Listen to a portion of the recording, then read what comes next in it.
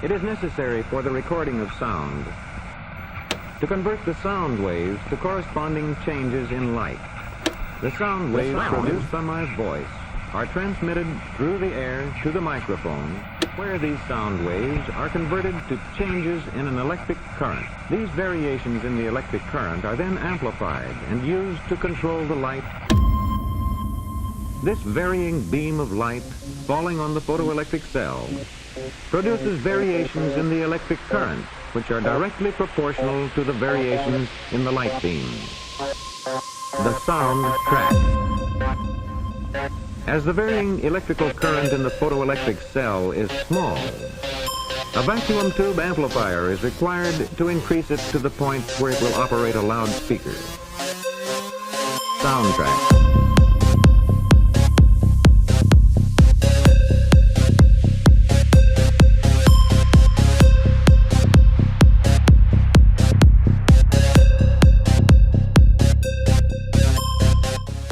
Welcome to the Occult Rejects. In this episode, I couldn't be any happier to have these two gentlemen with me covering this topic. You all know both of them. They have both been on the show numerous times. The great thing about it is that I have normally had JJ Vance on for true crime, who I think is an amazing investigator in what he does. And now I have, yeah, of course. And now I have Headless Giant, who I think is an amazing investigator in the things that he touches on. You know, does great work and great deep dives. So for me to be able to bring both of these dudes together and cover a topic on the Occult Rejects, I couldn't be happier, because I think it's just going to be a ton of information and very interesting coincidences and ideas and things going on. So enough about you guys, from me. We'll start off with you first, JJ, just for the people, who may never have heard of you before, and the fact that this is on the Occult Rejects, maybe a lot of those listeners haven't heard of you. Can you please let everybody know what's up with you? What's your deal? You can even give a little bit of your background and let people know about your podcast and everything you got going on. All right, well. Howdy, folks, the interwebs. Nick, appreciate the invite back here. Of course. Headless Giant, looking forward to the conversation. JJ Vance, I'm the host of the Operation GCD podcast. That's Garbage Can Dude. That's me. It's I like to bill it as a podcast where I mash together comedy and conspiracy theory, offer a shenanigan infused journey into the mind of this particular Garbage Can Dude. And I generally just like to discuss secret societies like we are going to be discussing today, parapolitical topics, and other topics of a taboo kind of nature in our current era of censorship, where folks are trying to tell everybody you can't talk about this or you can't say that. And, I'm a pretty large proponent of free speech, just generally speaking. I don't understand how people go around telling people what they can and cannot say, but that's certainly the era in which we currently live in today. So I try to make a joke about some of those kind of those concepts and what I like to call meme world 2023, which is what we're dealing with today, which is what used to be a meme is currently a reality. So you got to do something with it. If you get, otherwise it'll drive you nuts if you don't make a joke about it. That's the way I kind of view it. Yeah, we're in the type of world that, like, I could make like a meme that and then end up getting told on Instagram by another content creator. That's exactly, the type of, we're at like snitching now. Yeah, and it can actually affect your status of your social media account. And it's like, as preposterous as it sounds, or even as benign as the post could be. It doesn't really matter, like the substance, right? Like we're not in an era of where the substance really matters at all. It's the silliness is that I guarantee you, there's probably 100 episodes where you have brought up the problem of censorship. Oh yeah. And then you just did it to your fellow podcaster. Sure. Because I don't like Nazis. Exactly. There you go. Fuck. It's a wild world we're living in right now. Wild fucking world, man.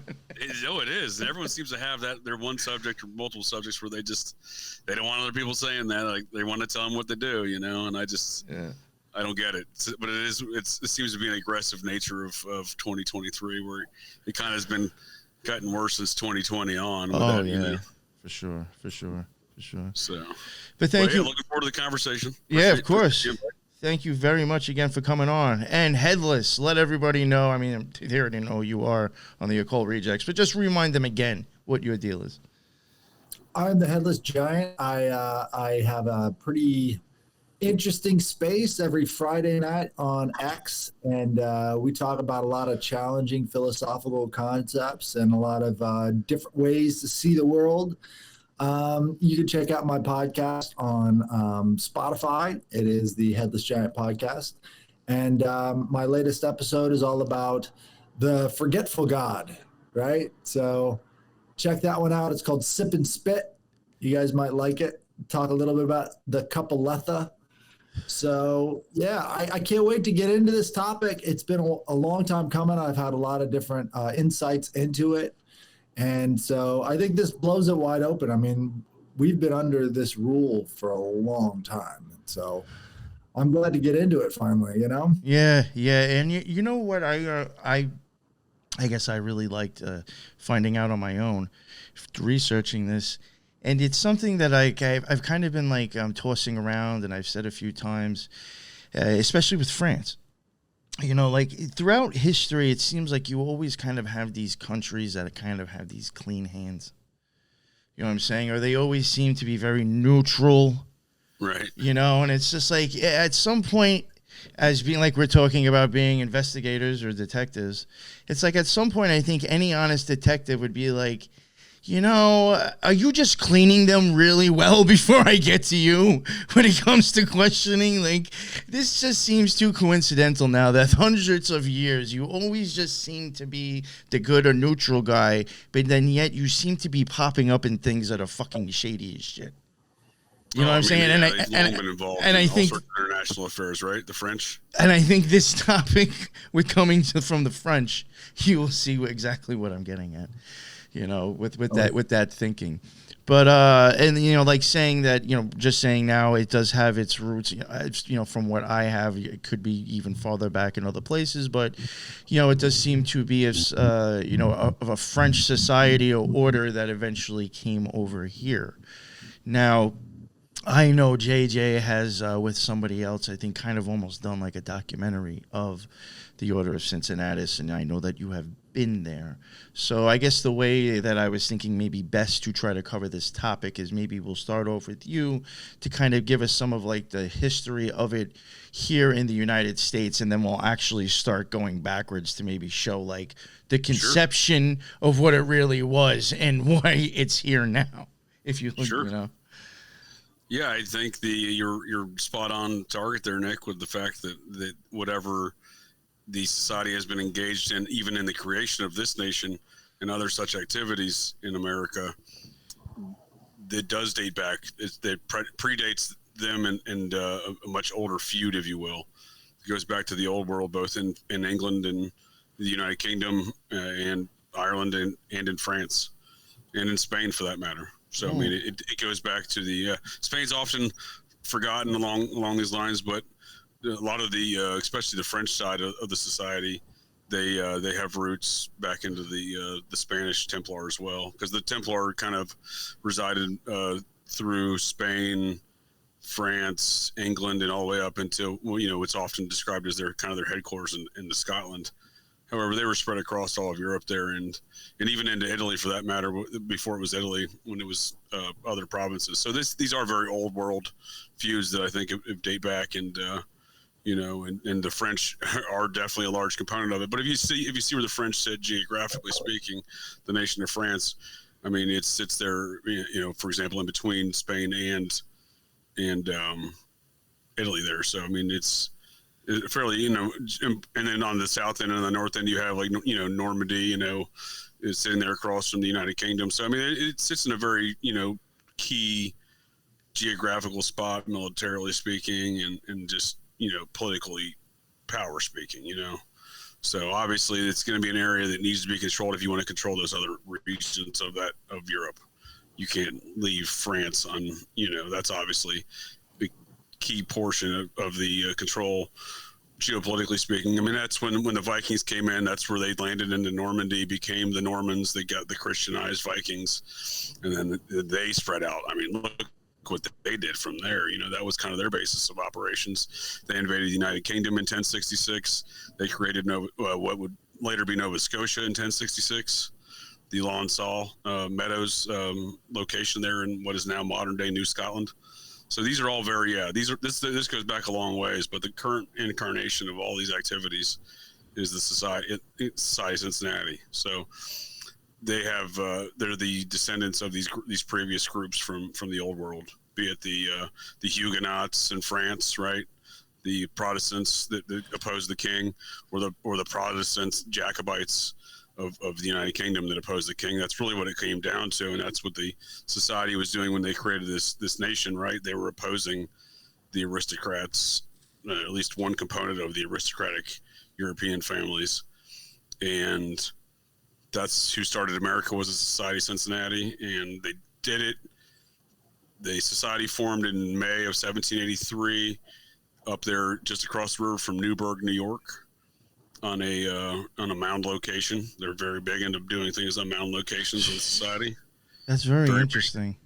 Very big. So they're into their mindset. That's some sort of heritage, right? Like it's a callback to their heritage. If you understand what I'm saying, like yeah. Real quick, I hate to interrupt you, and I'm not saying that they're correct on this thinking, but there are archaeologists that are Mormons that are actually trying to prove a point that these mounds have something to do with them when they came over here prior to Columbus, going by their book. You know, it's I know what you're saying, and a lot of people want to immediately discount them because, one, they're Mormons, and two, it sounds like a crazy theory against archaeological, like the current archaeological understanding of things. However, I don't discredit it as quickly as that, because there is evidence to support such things. Granted, I did grow up Mormon, so full disclosure. However, I have zero intention of trying to prove the Book of Mormon to be correct. Well, there are groups out there that do that, right? Yeah. There is evidence to support this notion. So, well, first of all, Joseph Smith did not invent the notion that the lost tribes had come over and settled America. In fact, he stole that idea from a founding father by the name of Elias Boudinot. Elias Boudinot actually wrote. He's one of the founding fathers of America, member of the society. He actually wrote a book. I don't remember the name of it right now, but the concept of the book is the and maybe Headless Giant can chime in here, would pop in. Let me know if he's knows the book that I'm talking about.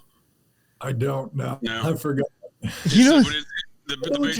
Yeah, he basically just wrote it word for word out of this book. Well, so there was kind of two books. He took this fictionalized book that was out of these folks from Pittsburgh, Pennsylvania, and then he took kind of this earlier concept where, again, a founding father wrote the book. Elias Boudinot out of Connecticut. He wrote a book, and it's about the Hebrew tribes, the lost tribes coming to America, and that, again, that is the basis of Mormon theology, right? You know, it's so funny. And then you don't have to keep going on about this, and then we'll get back to Cincinnati. But like, this is even more of a reason why I think Joseph Smith may have been an occultist, because most famous occultists, they took their shit from someone else, and then they gave them the gods or the things new names or new spins, or they expounded on it and said, "Oh, look what I thought of." You know, it's just like, fuck. I think Crowley did that fucking constantly. Yeah. So it's just like, Hubbard did that for sure, yeah. So it's like, of course, why didn't Joseph Smith steal even more shit? You know, right? But yeah, that's a good point, Nick, and that is exactly how all these cult machines they really do. Like, they slap it. They're like, I like these ideas, and they slap a new name on it, and they're like, hey, I invented this. And it's like, these people had no idea about occultism at all, so they have no idea. I'm mind fucking them with it right now. Yeah, and he was deeply. There is some ceremonial magical roots to the creation of Mormonism, and there's ceremonial magical roots to the current day operations of Mormonism. So it hasn't been. Also, the Society of the Cincinnati was founded on May 13th. Of 1783, New York, and that is the 133rd day of the year. Nice. Right? They knew exactly what they were doing when they founded it on that date for that reason in that area. Oh, and I have no doubt it was a ritual of some sort. Yeah, if that's what that makes total sense. But if I may offer 2 points in regards to the ancient lost tribes of Israel settling in America. And there was a stone tablet that was recovered out of a mound in Cherokee territory in Tennessee. And the Bat Creek Stone is what it's named, what it's called. It was the Bat Creek Mound. This is an official Smithsonian archaeological dig that uncovered this. So there's really no question on the veracity of the dig, as far as the Smithsonian likes to discredit a lot of these digs where there's giant skeletons or different stones that are found that don't, follow the whole 1492 Christopher Columbus narrative. They like to discredit them. They really can't do this one because this one was an official Smithsonian dig that found this. But Like, oh, it's got determined to be 1st century AD Hebrew on the stone. So that's the writing on the stone. It used to be considered Cherokee, and there is an argument to be made that there's this Proto-Cherokee language that is very Hebrew-like, but either one of those meet the same kind of conclusion that there's this ancient Hebrew influence on the at least the Cherokee, or they came over there themselves and settled in with the Cherokee. Who knows? I mean, but listen. When it came to, I covered, I think, 3 episodes. I had Thrash on to cover stuff with Indians. I'm not here to say which came first, the chicken or the egg, but there is tons of symbolism that you will see between Native Americans, secret societies, and magicians. It's just, there is tons of stuff that you will see between the both.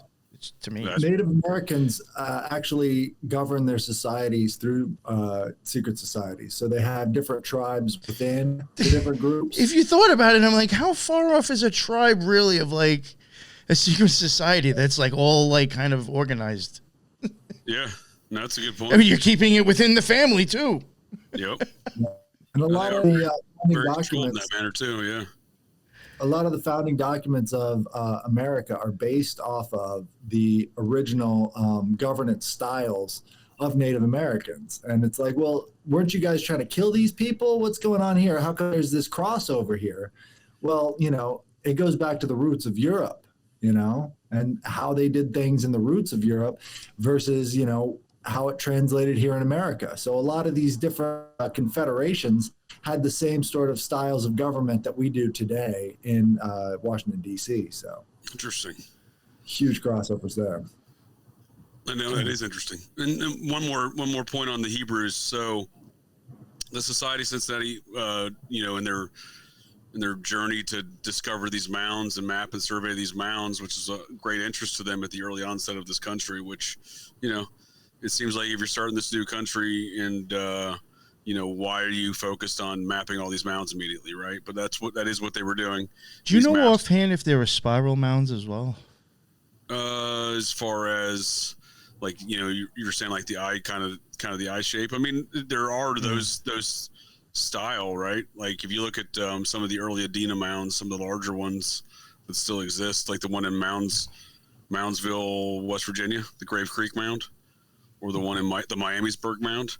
These are very spiral in nature. As far as if you were standing at the top of them or looking down from an above view, it would definitely appear very spiral in nature. Yeah, I was just wondering because I do think those are a little bit more important. Maybe you find the motif of the eyes and the hands across all these different Adena mounts too. So like the art styles all have the eyes in the middle of the hand, and that's something that archaeologists haven't really tried to explain. They just Yeah, I mean, archaeologists, in my opinion, are lost in regards to what the Adena culture is in general. I mean, even just from the very basic elements of calling these people the Adena, that was a name invented by the Society of Cincinnati to describe these people.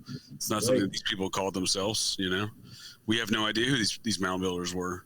We attribute silly names to them like Adena, but, it's not what they called themselves, obviously. So we don't really know much about them. We just pretend like we do.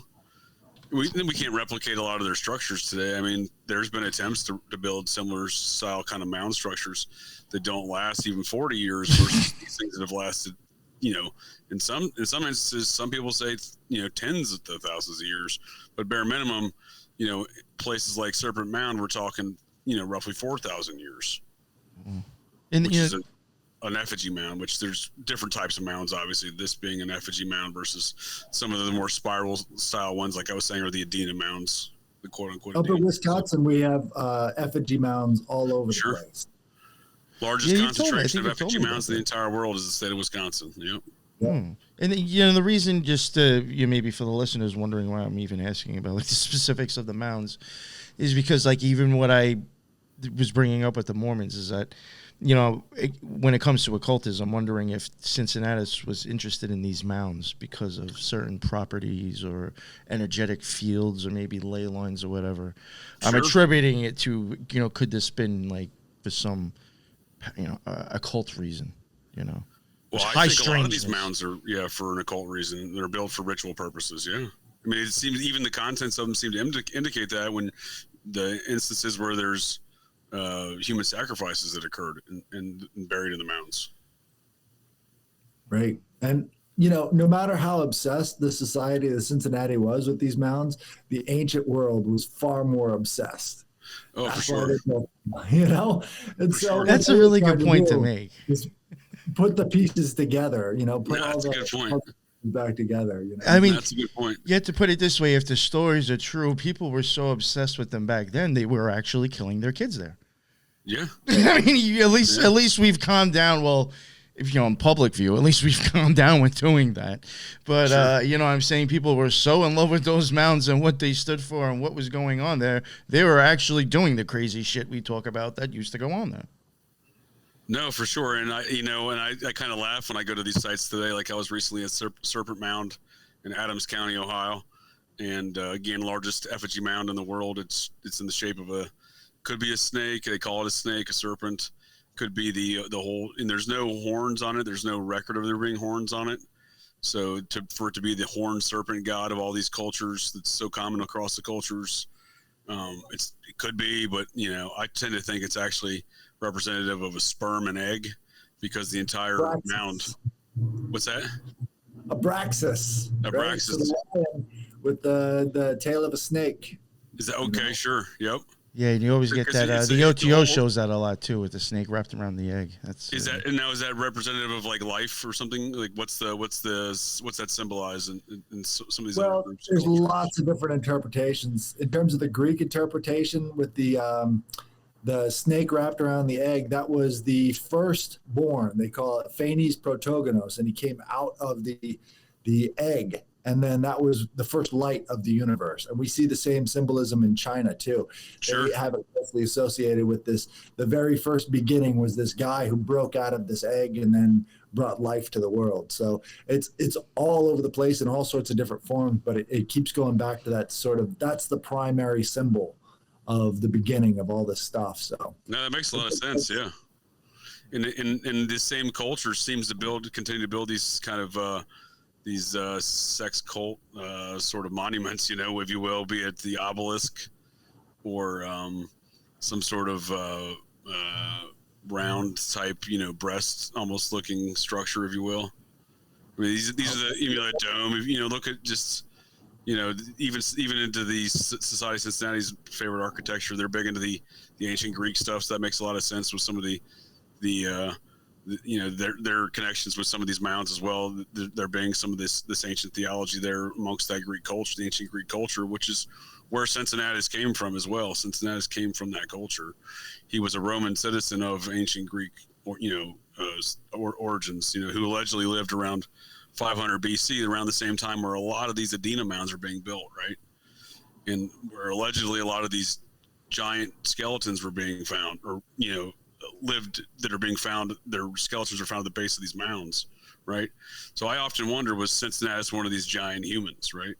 If you look at the statue they have of him in Cincinnati at the first landing site where the Society of Cincinnati set up the city of Cincinnati, Ohio, there's a 9-foot tall Cincinnati statue, or maybe 8.5 foot tall.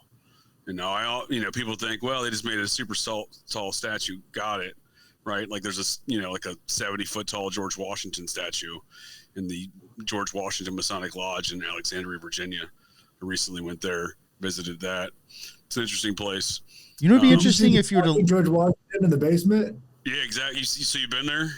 Oh yeah, I've been there. So that's like a 70-foot tall George Washington, right? George Washington obviously was not 70 feet tall, right? But I often wonder, was Cincinnati 8.5, 9 feet tall, like the statue they got of him down in Cincinnati, the official Society Cincinnati statue. It's important to note that the Freemasons were sort of like the under society, right? So the Society of Cincinnati would go back and forth between Freemasons and Society of Cincinnati. It was sort of like that was what they had for the commoners, but for the upper level, they had to keep it within the Society of Cincinnati. Sure. And so basically what you see is like the Freemasons being the reflection of the Society of Cincinnati. And then you see them in all of these different small towns across America, because it's like the society gave the orders and then they would go out there and fulfill those orders, you know? That Sort makes of sense to me. that's the fucking order. And where does like an organization like the International Order of Oddfellows fall into that equation? Well, the Oddfellows were far more oriented towards the labor movement, right? So that was the whole purpose of the Oddfellows is they said, well, we represent these odd labor unions that don't really fall within any other sect of labor union, right? And so the Society of the Oddfellows was far more blue collar, far more down to earth. They were the first ones to let women into their society. So in the pecking order, they would be below the Freemasons. But you see at the turn of the century that they had far more members than any of these other societies had, you know, and they were the most popular society in America. But then that, you know, faded away really quickly once we lost all industrialization and started shipping our jobs overseas and all the rest of it. But, you know, in terms of pecking order, they're not going to tell you off the bat where these different societies fall within the pecking order. That's sort of something you have to study and get to know, because it's the whole idea is to make it as fluid as possible for them, but as obtuse as possible for us. So we don't actually have the full picture. I mean, that's even the thing with, I think a perfect example of what you're just saying right there, Headless. I'm sure, myself included, I had no idea Shriners are Masons for the longest time. Sure. We're jesters, right?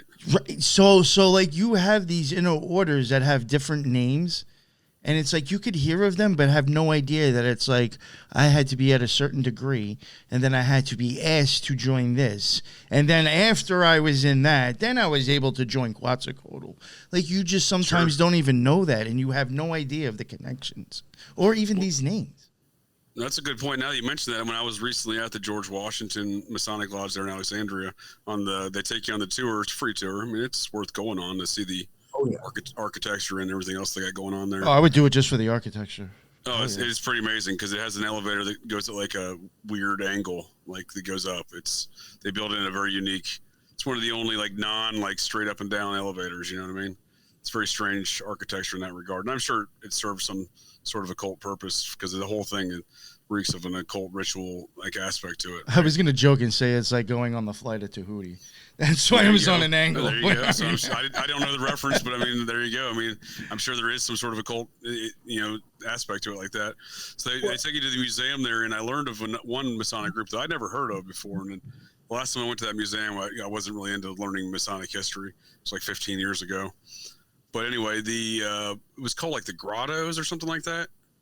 And the Order of Grottos or something. It was some sort of Masonic order, but you obviously had to be a Freemason, like you said, with the Shriners, the Jesters. Then you could join the mystical Order of the World of Enchantment or something like that. Oh, they meet in grottos. That's their little groups they meet in. There was, it was at one point way back in the day. I think me and Lux had came across this, and we had tossed around an idea just to cover that and some other like weird little thing within the Masons that you really don't have much information on, but just sound weird as shit. I think this was in there. The mystical order of wizards from the enchanted universe. Or and you were like, I was like, yo, come on. Like, but the silly thing is, if you put that name out there, nobody will ever take you serious. That could be done on purpose too. They're gonna think you're LARPing like Renaissance fair style or something. Lightning bolt. Lightning bolt. Exactly. So one of their texts in that, what I found interesting, one of their texts is obviously, Nick, as you know, and I'm sure Headless Giant, as you know, that Joseph Smith used a lot of Freemasonry into Mormonism. Is kind of like that was during the anti-Masonic era of America, the first third political party. So it seems like that Mormonism was kind of created to have a religious front for Masonic activity at a time when you really couldn't be a Mason publicly, right? So if you look at the demographic distribution of America, right, and you see all these different places in Europe that came over and settled in America, you find that there's a big purple spot up in the Northwest, right? So up in New York, you've got all of these people from England on this map, and then there's another huge purple spot out in Utah. I was like, how did all the purple go from there over to Utah? Well, that's the Mormons. That's what they did. They moved all of those purple people from. So it all goes back to family. And, what you find is that all of these mystical orders and everything else, they're keeping track of what family you're from and where you go. That's why the Mormons have that whole family fucking thing on the internet. Yeah, the Mormons are king at that for sure. Yeah, they're the ones that own all that business. Real quick, back to just real quick, JJ, what you were saying before about the whole thing with Masons and Mormons. I even think perfect example. I'm a Kabbalist, so I'm Jewish. Sure. Is that how it works? I think a lot of that is done actually. If you hear the principles of the Kabbalah, you're automatically a member of the Jewish nation. Because I'm into the Kabbalah and all the shit that I cover with the Kabbalah, I could turn around and be like, yeah, I'm Jewish. If people didn't know who the fuck I was prior, you know what I'm saying? Right. Interesting. Yeah. You know a couple Jewish words and you can be Jewish. That's how. All right, so go ahead. Nice. Sorry. Oh, something I did want to ask you.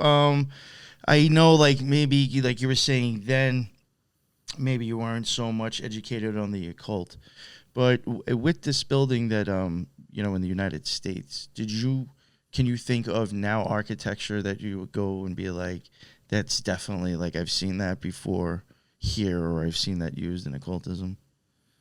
The Temple of George Washington. I can give an example. That's the Tomb of Mausolus. That's what they likened it after. So the Tomb of Mausolus was said to be one of the 7 wonders of the world. Yep. And so that's what they made this Tomb of George Washington after. And if you go down to the basement of the Capitol building, you see they have the ascendants of George Washington, or I forget the name exactly, but the deification of George Washington. And he's got this George Washington Memorial Temple in the style of the Tomb of Mausolus, one of the 7 wonders of the world. What are they telling you there? They're telling you he became a god as a man. Yep. The apotheosis of man. Yep. There you go. Now, was this why the Oddfellows was brought up before? Because of this type of... I was wondering because that sounds very Oddfellowish too. That's why I was just like, really? Okay, I don't know much about them. They supposedly, I just know that they're kind of like diet Freemasonry is how I look at them. Well, and they always, I think, are associated with having a body supposedly at the temple, or a skeleton at the temple.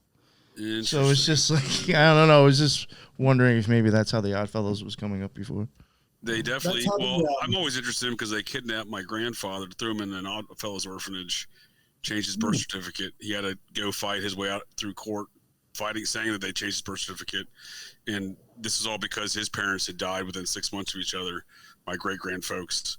And then suddenly the Oddfellows took all of the family's property in West Virginia when they threw him in the orphanage after changing his birth certificate. So I don't have a very good view of the Oddfellows, but at least the West Virginia component. But nonetheless, they seem like an odd bunch. But they also seem very interested in mounds. They build a lot of their cemeteries around mound sites.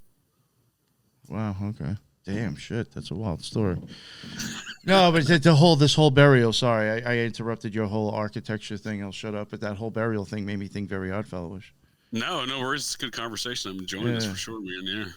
No, well, the one point I was going to make about Joseph Smith borrowing more from Freemasonry was when I was at the George Washington National Monument, which again, it is structured after one of the old ancient wonders of the world there.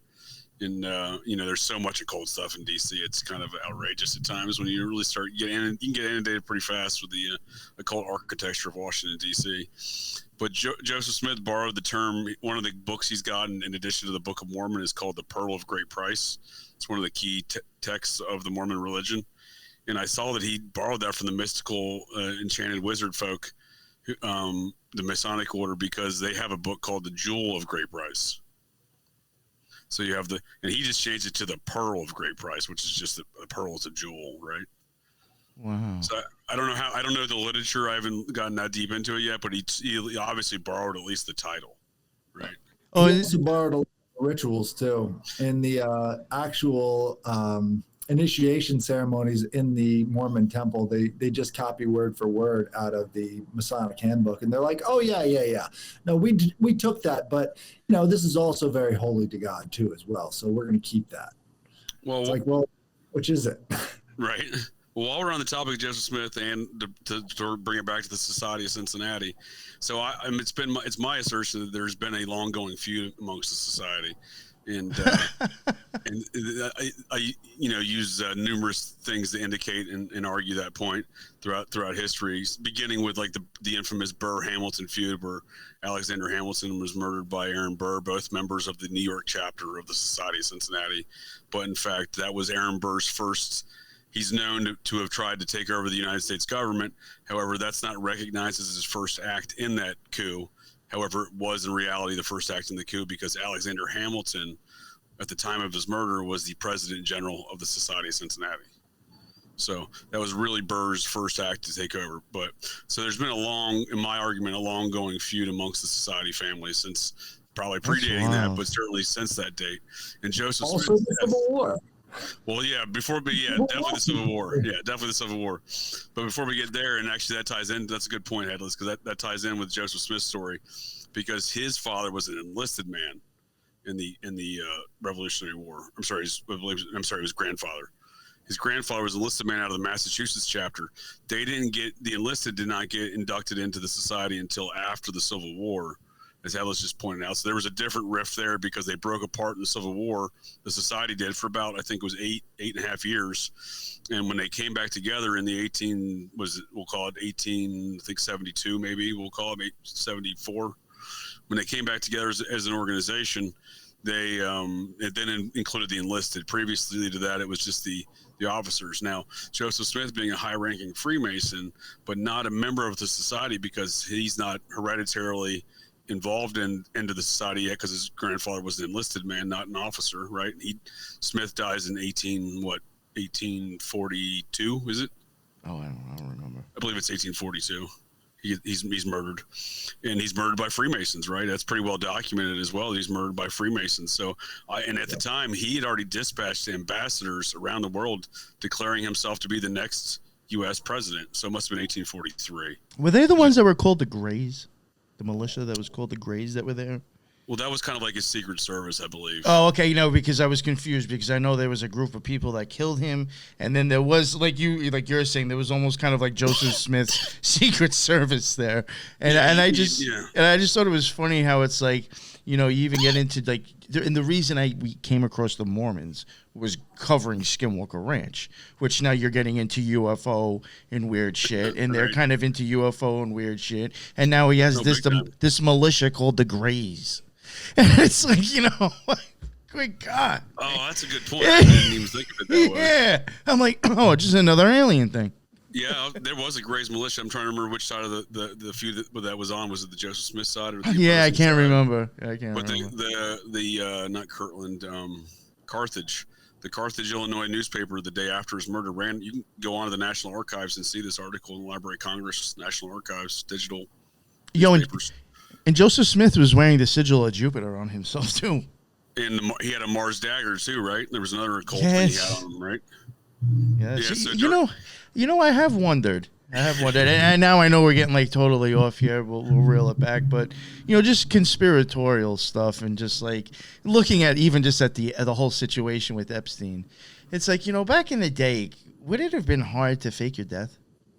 No, absolutely not. Absolutely. Super easy. You ain't running DNA. Right. I mean, just the communications, just the amount of time it would take people to communicate things. I think so many people, like Jesse James, for example, is often described as faking his death, right? As the famous cowboy outlaw guy, Confederate Special Forces officer too, by the way. Because even if you go by the original story, he had a gun on him too. Yeah. Who's to say he didn't shoot someone else and push them out the fucking window? There you go. That's what I'm saying. All these stories should be taken with a grain of salt, whether it be the Old West Outlaws or Joseph Smith for that matter, because, again, he was a very powerful man. He ran the second largest army in the United States, the Illinois militia. The Nauvoo militia was bigger, was only bested by the U.S. Army as far as total size. So, he was going to be the next president, according to him. Yeah. So I think that was actually if you think about it, this is a very society-related feud. If you think about it, his family, his descendants would later be into the society after the Civil War, because the enlisted side being brought into the society. He's going to be the president. Automatically, every president's a member of the society. So it seems like the assassination of Joseph Smith was very society related. Maybe that's why they started with the whole popping out mad kids, is because they just want to get mad votes. Well, I mean, I know it's a long process and an investment, but eventually it will pay off in that sense. There's probably some darker aspects to that, but yeah, it's probably some more mundane aspects. Yeah, I'm sure. Nation, a nation requires some sort of ethnic homogeneity, and what they were doing is trying to produce that with a lot of kids. Go to Utah. I mean, they still want a Mormon state. And again, that was Joseph Smith's idea too. He wanted a Mormon United States, right? So, was that the reason why he was killed? Because people within the society were like, "Wait a second, we don't want a whole Mormon United States. Get this guy out of here." You know what I mean? And people look at it like it could have been a Mormon-related feud, which it very well could have been, because they obviously had a lot of problems in Missouri preceding his time in Illinois and whatnot. It could have been a Masonic feud, like it was inferred by the Carthage paper. The Carthage newspaper claimed that Joseph Smith went to the jail window and gave the grand hailing sign of distress, or I believe is what it's called. Mason in distress, I think, yes. There you go.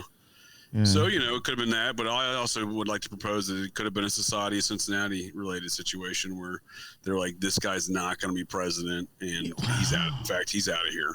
Now, again, it's something that could be very occult related as well, on top of it. But because, again, as you pointed out, he did have some very ritual magic operations in his life and had numerous occult, trinkets on him when he died. Yeah. Well, something I do just want to mention real quick, and pardon me if this has already been brought up, but, just going back into, I guess, like secret societies, regardless if they're feuding or not, but, they're both, I think, obviously have occult influences.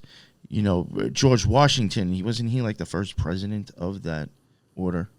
Yeah, the Society of Cincinnati. Yep, yeah, he was. I don't know if we mentioned that now. He was starting it, but he was technically kind of like a couple other of his generals started it, like General Knox, for example. I don't know if we happened to mention that before, real quick, just bullshitting. But the reason why I'm bringing that up is that, like, if you do think there's any sort of occultism behind this order, then I mean, him being the president, I would just say that's kind of saying that huge, well-known president politician was an occultist. Yeah. I think there's a lot of that's a good point to make, because as we look at these issues and incidents throughout time, be it the Civil War or the Burr-Hamilton feud, there's a cult. It's my assertion, at least.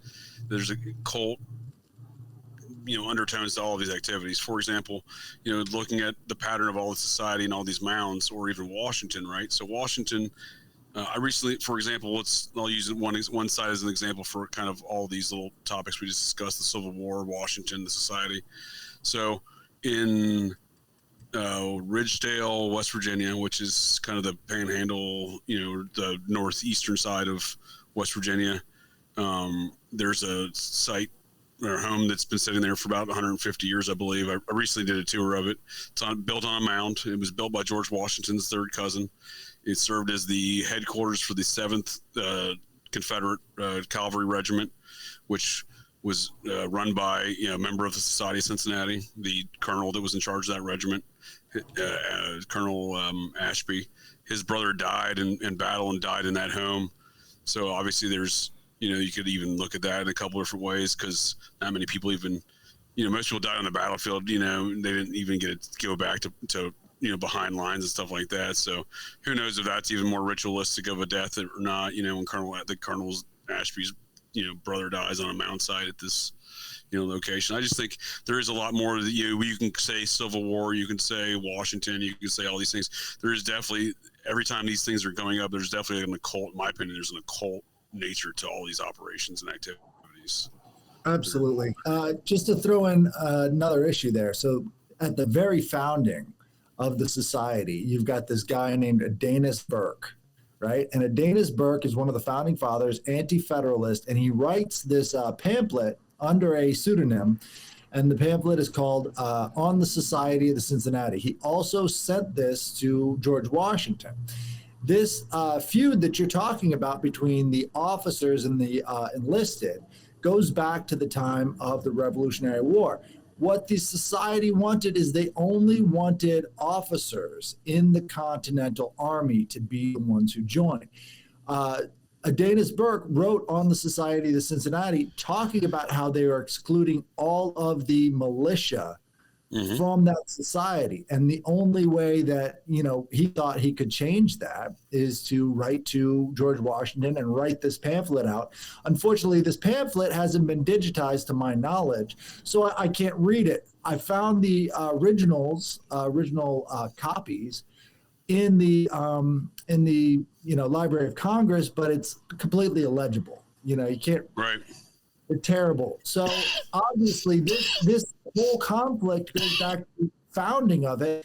And what Adonis Burke is saying, he was also a anti-federalist when it came to his founding father status. So you've got the federalists who say that, yes, we should have a strong federal government, and the anti-federalists who brought up a bunch of problems with it. This is why we got the Declaration of, the Bill of Rights, is because the anti-federalists kept making noises, and so they had to give them something to show them that they were listening to them. And that's why we have the Bill of Rights, is the anti-federalists raising a stink about all of these colonial generals basically wanting to coup the country with this new constitution. So Adonis Burke, he writes this on the Society of the Cincinnati, saying you cannot exclude the militiamen. The militiamen represented, farm owners and regular people who joined to fight off the British. That's exactly how Cincinnati started, right? The guy himself, right? He was just some farmer. This is another reason why they chose Cincinnatus, is because it was a potent symbol. People who knew the history were like, oh yeah, Cincinnatus, the guy who was a farmer, became the tyrant of Rome to fight off the enemy, and then he went back to being a farmer. Well, unfortunately, none of that actually transferred in terms of more than rhetoric. It was all just rhetoric, I think in large part Washington thought he was Cincinnatus, right? I thought he thinks he was a reincarnation of Cincinnati. So when he gave up power, must have been the first time. So Cincinnati did it twice, right? He became the military dictator of ancient Rome, the Roman Empire, Roman Republic, and then twice gave up that position, went back to being a farmer. George Washington did the same thing.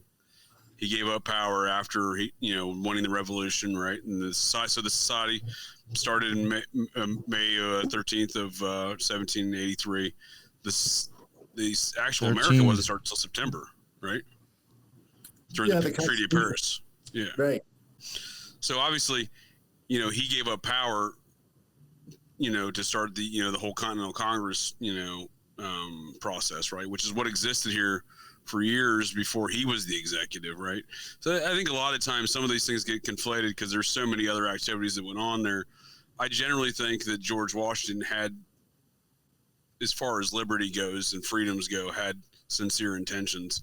He was actually against political parties himself. Actually, there's a quote he's attributed to him from a speech he gave, I think 1791, where he's talking about how he's against political parties, how these political parties will only be used by the unscrupulous folks to gain power and then take control, over everything, the whole machines that brought them to power, kind of thing. Paraphrasing.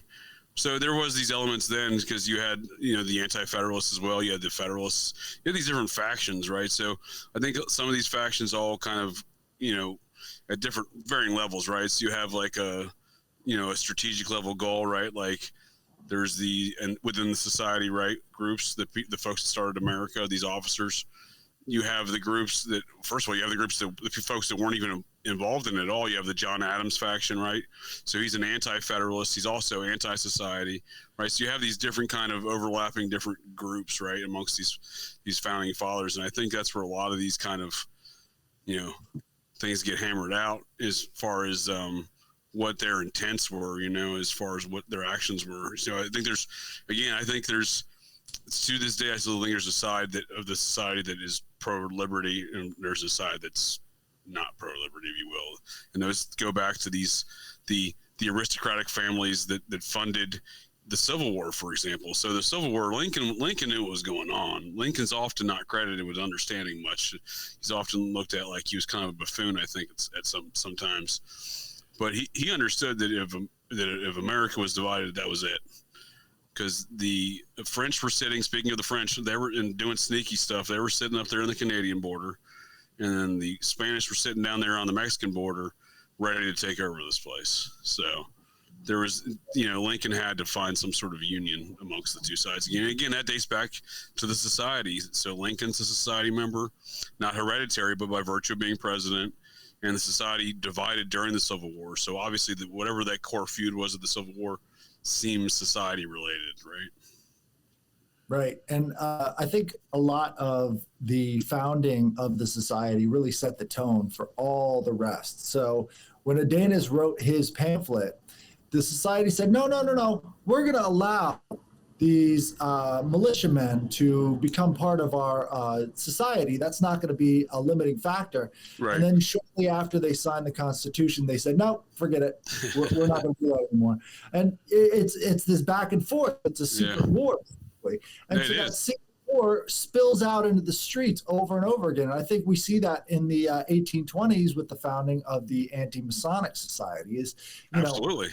It gained ground exponentially, and there was really no explanation for it because everybody in government was a Freemason. And so the turncoat that they had, right, he was the one who basically said, look, I'm going to spill the beans everywhere, but he had a network already set up. Right. So when he was telling everybody about these secrets from inside of the Freemason order, right, like he was doing that with the help of, I think, a lot of these people who are like, we can't do this anymore. And, you know, the big thing about the 1820s that really changed everything, I think it created the Mormons, it created everything, is it scared the shit out of these society members. They're like, if there can be populist uprisings against us, we're outnumbered, 7-1. We're outnumbered 8-1. They can just easily take over and cut our heads off and do whatever the hell they want to.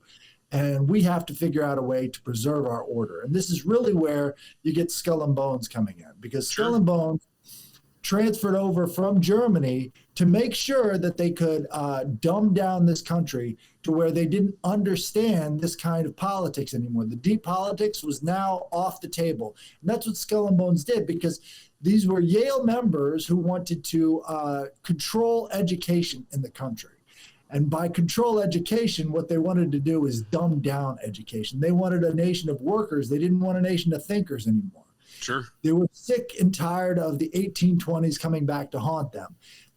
We also see that with Joseph Smith going out west and trying to establish a different country, basically, of Mormons. It was a different country. It was Mexico. He took over part of Mexico, for sure, yeah. Right, and he raised an army that was supposed to rebel against the United States. They came to an agreement before they could go into full-scale rebellion. But, his predecessor, he was on the verge of going to war with the federal government out there in Utah. He basically had like a... You mean Brigham Young? Yeah, Brigham Young, yep. Yeah, well, he had to, he obviously had to draw... he thought about fighting the Americans. They were engaged in actual combat for many years beforehand, to about 1891 when he decided to call a truce and give up the plural marriages. Now that was more of a wink and a nod, because they sent the Romneys and Barons down south to further south into Mexico at the time, and then kind of accepted the whole giving up the plural marriages. So obviously there's more to that story as well. But yeah, it was a different country. They did join back at that time. But the things you're talking about the same families. I'm not sure if you realize that. So the Huntington family and the Taft family, these are both families that are very integral in the creation of both Mormonism and the Skull and Bones, but also the Society of Cincinnati. For example, one of my ancestors, Major Elias Buell of the Connecticut chapter of the Society of Cincinnati, he was George Washington's head of his Secret Service when George Washington was running the country out of New York City. And he's a Huntington. His mother was a Huntington. He named Huntington, Vermont after his mother, which is the land he got from fighting in the war. So it is these same families. The Taft family comes from the Mormon Tafts come from Huntington, Vermont. The Skull and Bone Tafts come from down actually by Sharon, Vermont, where Joseph Smith comes from, and a lot of the other early Mormon leaders, including Brigham Young. And all these people are still, the descendants of these people are still very relevant today amongst American society. Even folks like famed NFL quarterback Steve Young. He's a direct paternal descendant of Brigham Young. You know, a lot of this, not to, I'm sure this may not be the situation, but I have said before, sometimes I do think like when you, especially when it comes to cults, or more or less, I think serial killers, you'll see like these connections or in the same area. And for somehow the connections to the same areas or a lot of like different, just different examples of that going on around in the same area, you have to start wondering, like, is there something central? And these are just kind of like rogue, crazy motherfuckers, or are these just like, special ops of that order? No, I think you're right. It's the chaos factor, right? I think a lot of these things are rogue elements of a larger system, right? Yeah. These are the ones that make the surface, and these are the ones we talk about. And a great example of that is the anti-Masonic party that Headless was just bringing up a few minutes ago. So that was run by Clinton. I can't remember Clinton's first name, but Clinton. DeWitt. There we go. DeWitt Clinton. Thank you. Yeah, DeWitt Clinton was the head of the anti-Masonic party.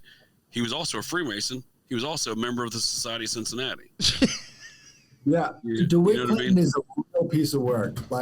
So he's running this effort, right? So you know what I mean? It is partly about general control of the society, but I think it's also combating like who's funding the anti-Masonic party. Was it being funded by the Vatican? Because at the time, the Vatican wasn't allowed in the United States, really, with the exception of the state of Pennsylvania. Only the Quakers were crazy enough to let the Vatican in at the time. And Maryland, Maryland and Pennsylvania. No other province or no other colony was letting the Vatican in. So at the time when this anti-Masonic party, I often wonder who's funding this, because you look at instances like the Abraham Lincoln assassination, that was almost wholly funded and operated by the Vatican. In fact, it came into the U.S. that, in fact, threatened war with the Vatican in the years after the Lincoln assassination, basically saying, we're going to cut off all diplomatic relations if you don't give back John Surratt, they were hiding out one of the co-conspirators of the Lincoln assassination as a Swiss Guard member at the Vatican City. And the U.S. was like, hey, look, check it out. We're cutting off all diplomatic relations, and we're basically going to war if you don't send that guy back. And they sent him back. So I often wonder who's funding these anti-Masonic party situations. You can look at it two ways. You can look at it, this is total, tyrannical control by the Society of Cincinnati, or you can look at it, they're trying to combat other forces, but doing so behind the scenes in a manner that is obviously not known by people at the time, because no one knew DeWitt Clinton was a member of the society and a Freemason while running the anti-Masonic party, right? That wasn't contemporarily known, right? It's known now, but we also know like there's a larger machine at play. And I would argue that larger machine started even earlier than the anti-Masonic party in the 1820s, when you were looking at the Aaron Burr, Alexander Hamilton duel. Like maybe 10 years from now, people will realize the pillow guy was full of shit. You know what I'm saying? I don't know. You're talking about this dude, and he popped into my head. That's a good. You know what I'm saying? Like a total bullshit artist. And the guy's everywhere, right? So that's a good example. So. I don't know why I made that connection. It's got the finest Egyptian cotton, I hear, though. DeWitt Clinton was a stone cold type of guy, right? So he probably had this guy who was the whistleblower on the Masons killed. Probably had him killed, drug over to Mexico or to Canada, right? You're talking about Captain Morgan?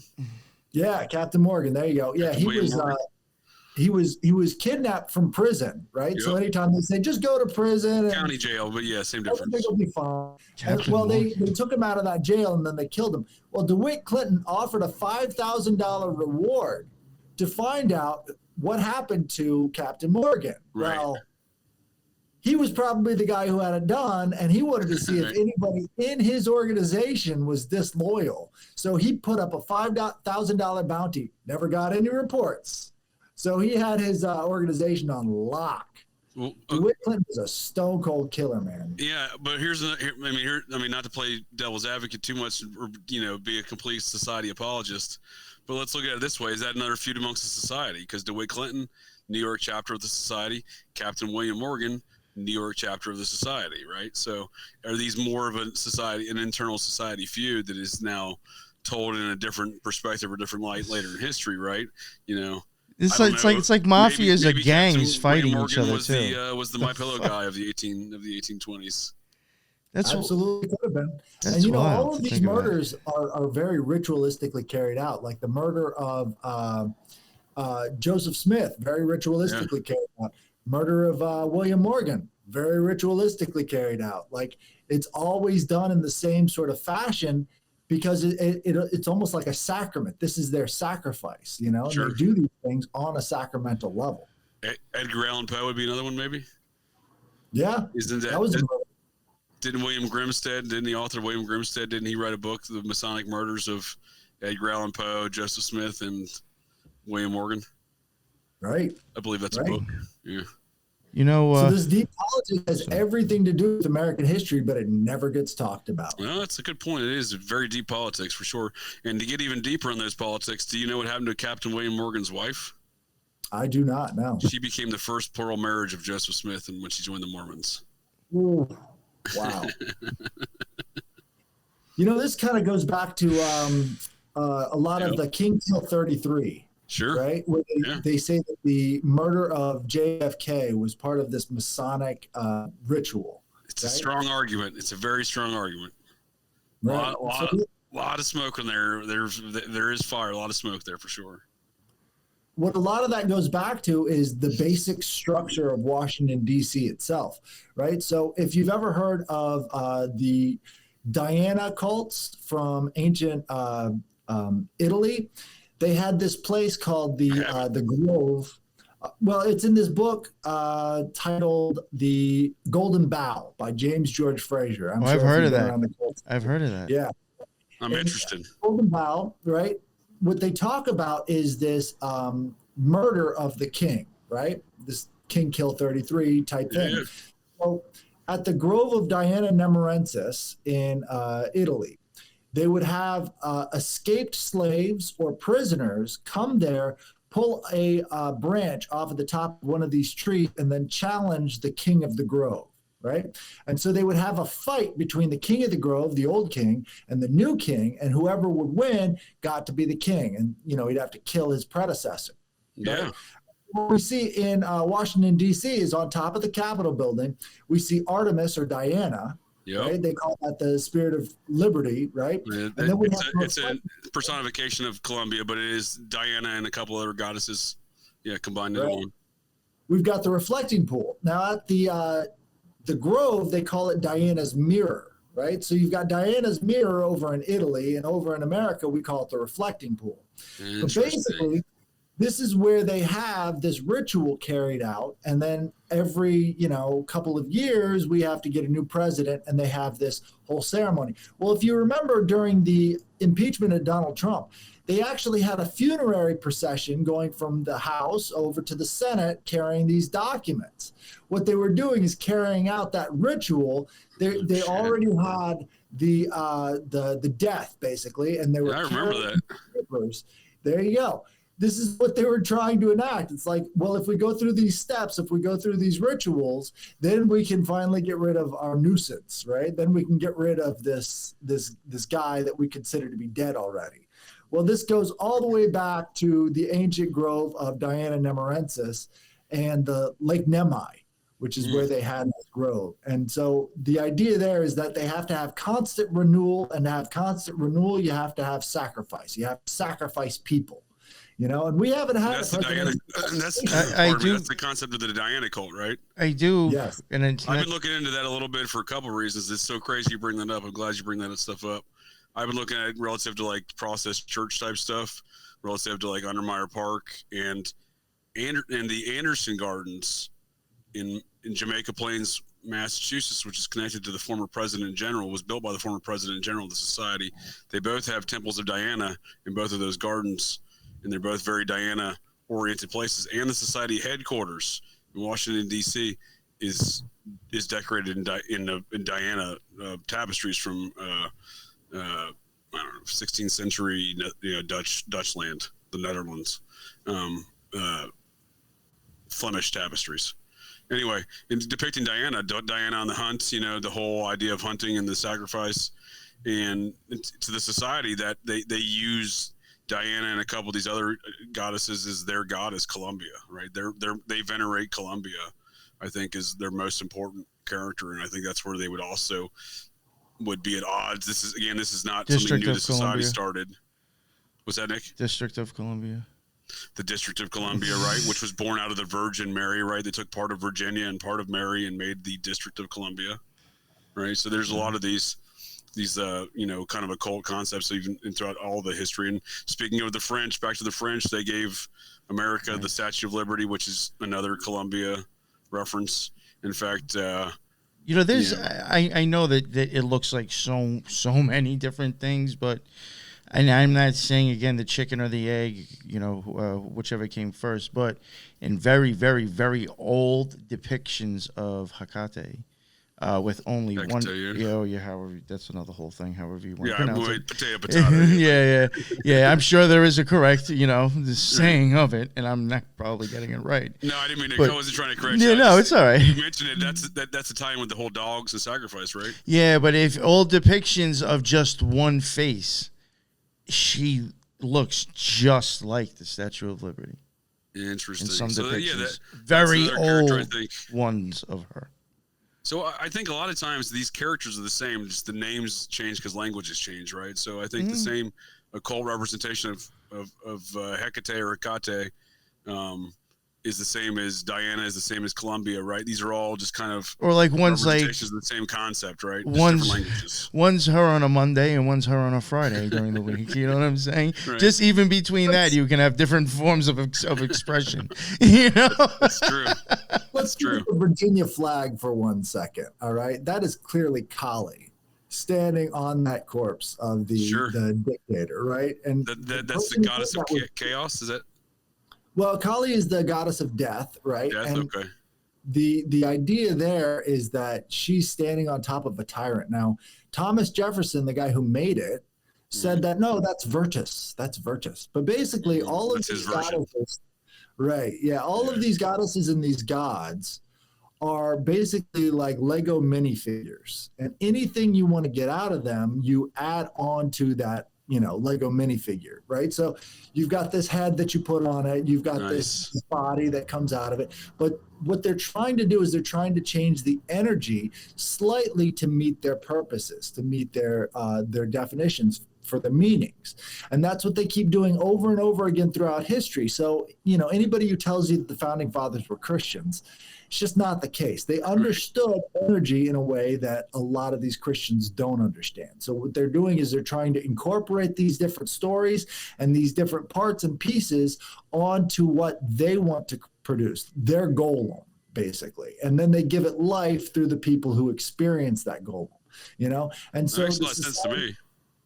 The Society of Cincinnati is no different. So they wanted that storyline of the guy who became the president and he went back to being a farmer.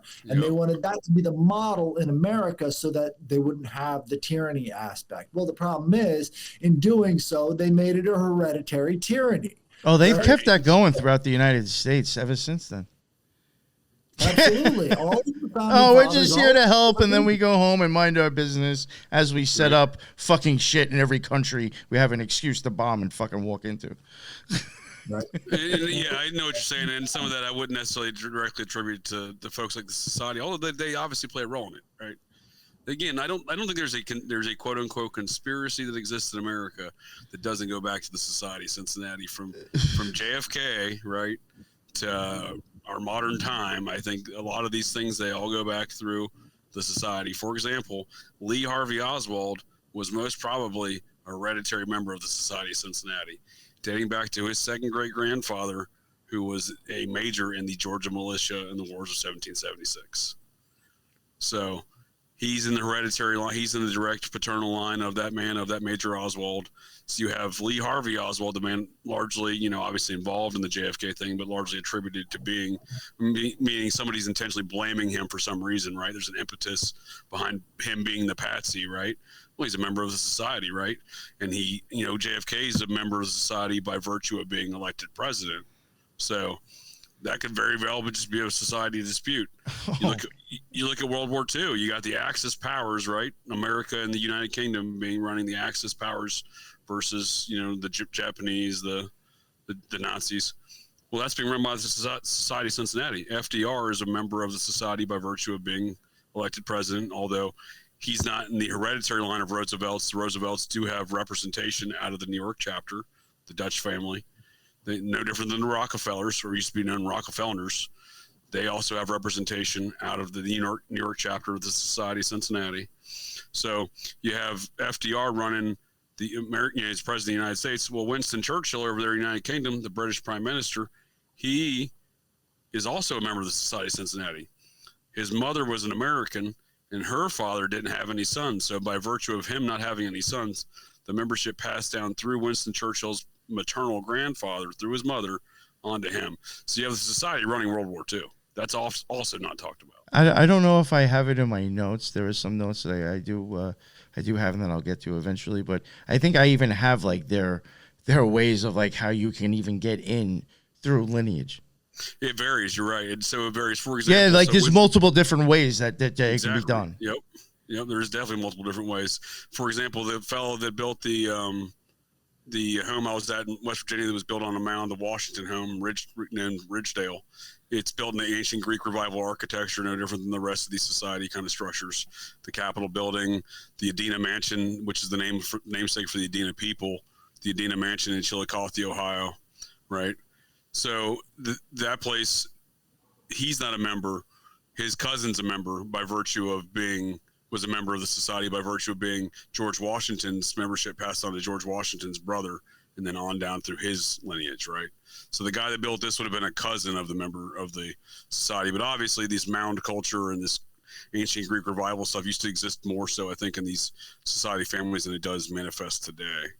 And speaking again, just off the top of my head, as far as the rituals go, every U.S. capital from the first U.S. capital built in America after 1783, which was Ohio, Chillicothe, Ohio, every U.S. capital from there to Colorado, which was initially Jefferson County, when it became from the Jefferson Territory to the state of Colorado, right before the Civil War, right? Mm-hmm. Every state during that 30 some odd year time span, or I'm sorry, 30, actually what, 50 some odd year time span, I believe, when those capitals were all settled and built, every one of them was built via ritual on a mound site in every state, from Ohio down through Texas, all the way over to Colorado. In fact, the governor of Colorado, Jefferson Territory, when it became the state of Colorado in Jefferson County, where it sits today, his home was the first capital. He built that on a mound.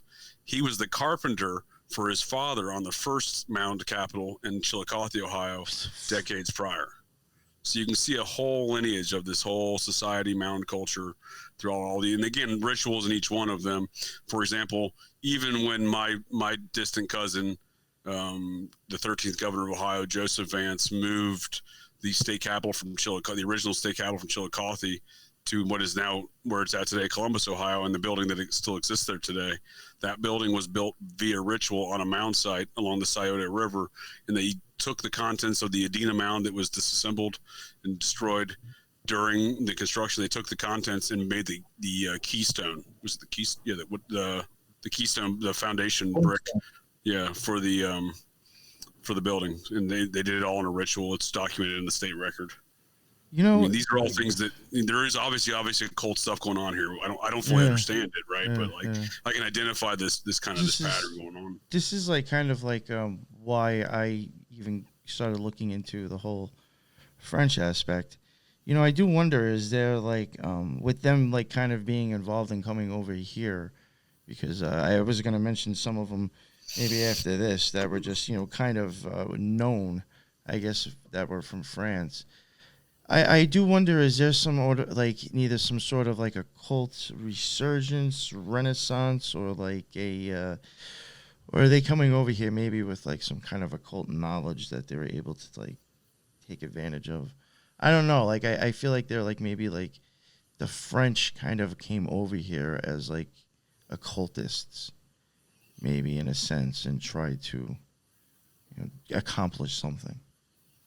We can certainly see that when it comes to Washington, D.C., and they specifically got from France to come over here and design the entire structure of the place, and that French general, he also wrote, a lot of the military documents. I'm sure you can talk to that a little bit, JJ. Pierre L'Enfant? Yep. Yeah, Pierre L'Enfant. Yeah, and again, he's the one responsible for the U.S. designing the layout of Washington, D.C., the U.S. Capitol building, the fact that we got Lady Liberty up top on top of that thing. He's also the man who designed the Adena Mansion, the mansion in which was built for the first governor of Ohio, Thomas Worthington. Actually, I think he was the second governor. But anyway, early governor of Ohio, Thomas Worthington, George Washington's neighbor from Loudon, Virginia. Close owner of the Ohio Company, the land franchising company that George Washington was a map. He drew the maps and surveys starting at the age of, I believe, 14. So I think from an early interest within these guys. So when you say the French came over here for occult reasons, I think George Washington was involved in that stuff too. So I think at some point in time, these mound sites became important to George from whenever he first discovered them, at least on record in his journals by age 14 or so, to whenever he's I think he's dead at 67. So I think during that time, that whole 40-50 years, he's involved in some sort of occult understanding and activities around these mound sites. And real quick, if you don't mind, maybe I'll just get into this with the notes that I have. I didn't make a complete list of it, but like I'm sure all three of us know that if you were to start looking at like the original members, like here, I mean probably a third, if maybe not half of it, was like I think French. It was a lot of them. And there's a large contingent because a lot of them came over here too. Like some of the French soldiers did come over to America to fight, besides just Lafayette. And I started looking into some of them. Like to see, like, who are these people? And like, there is some that I think are worth mentioning. And maybe you might have even have heard of these people, but there is one. Guess one of them?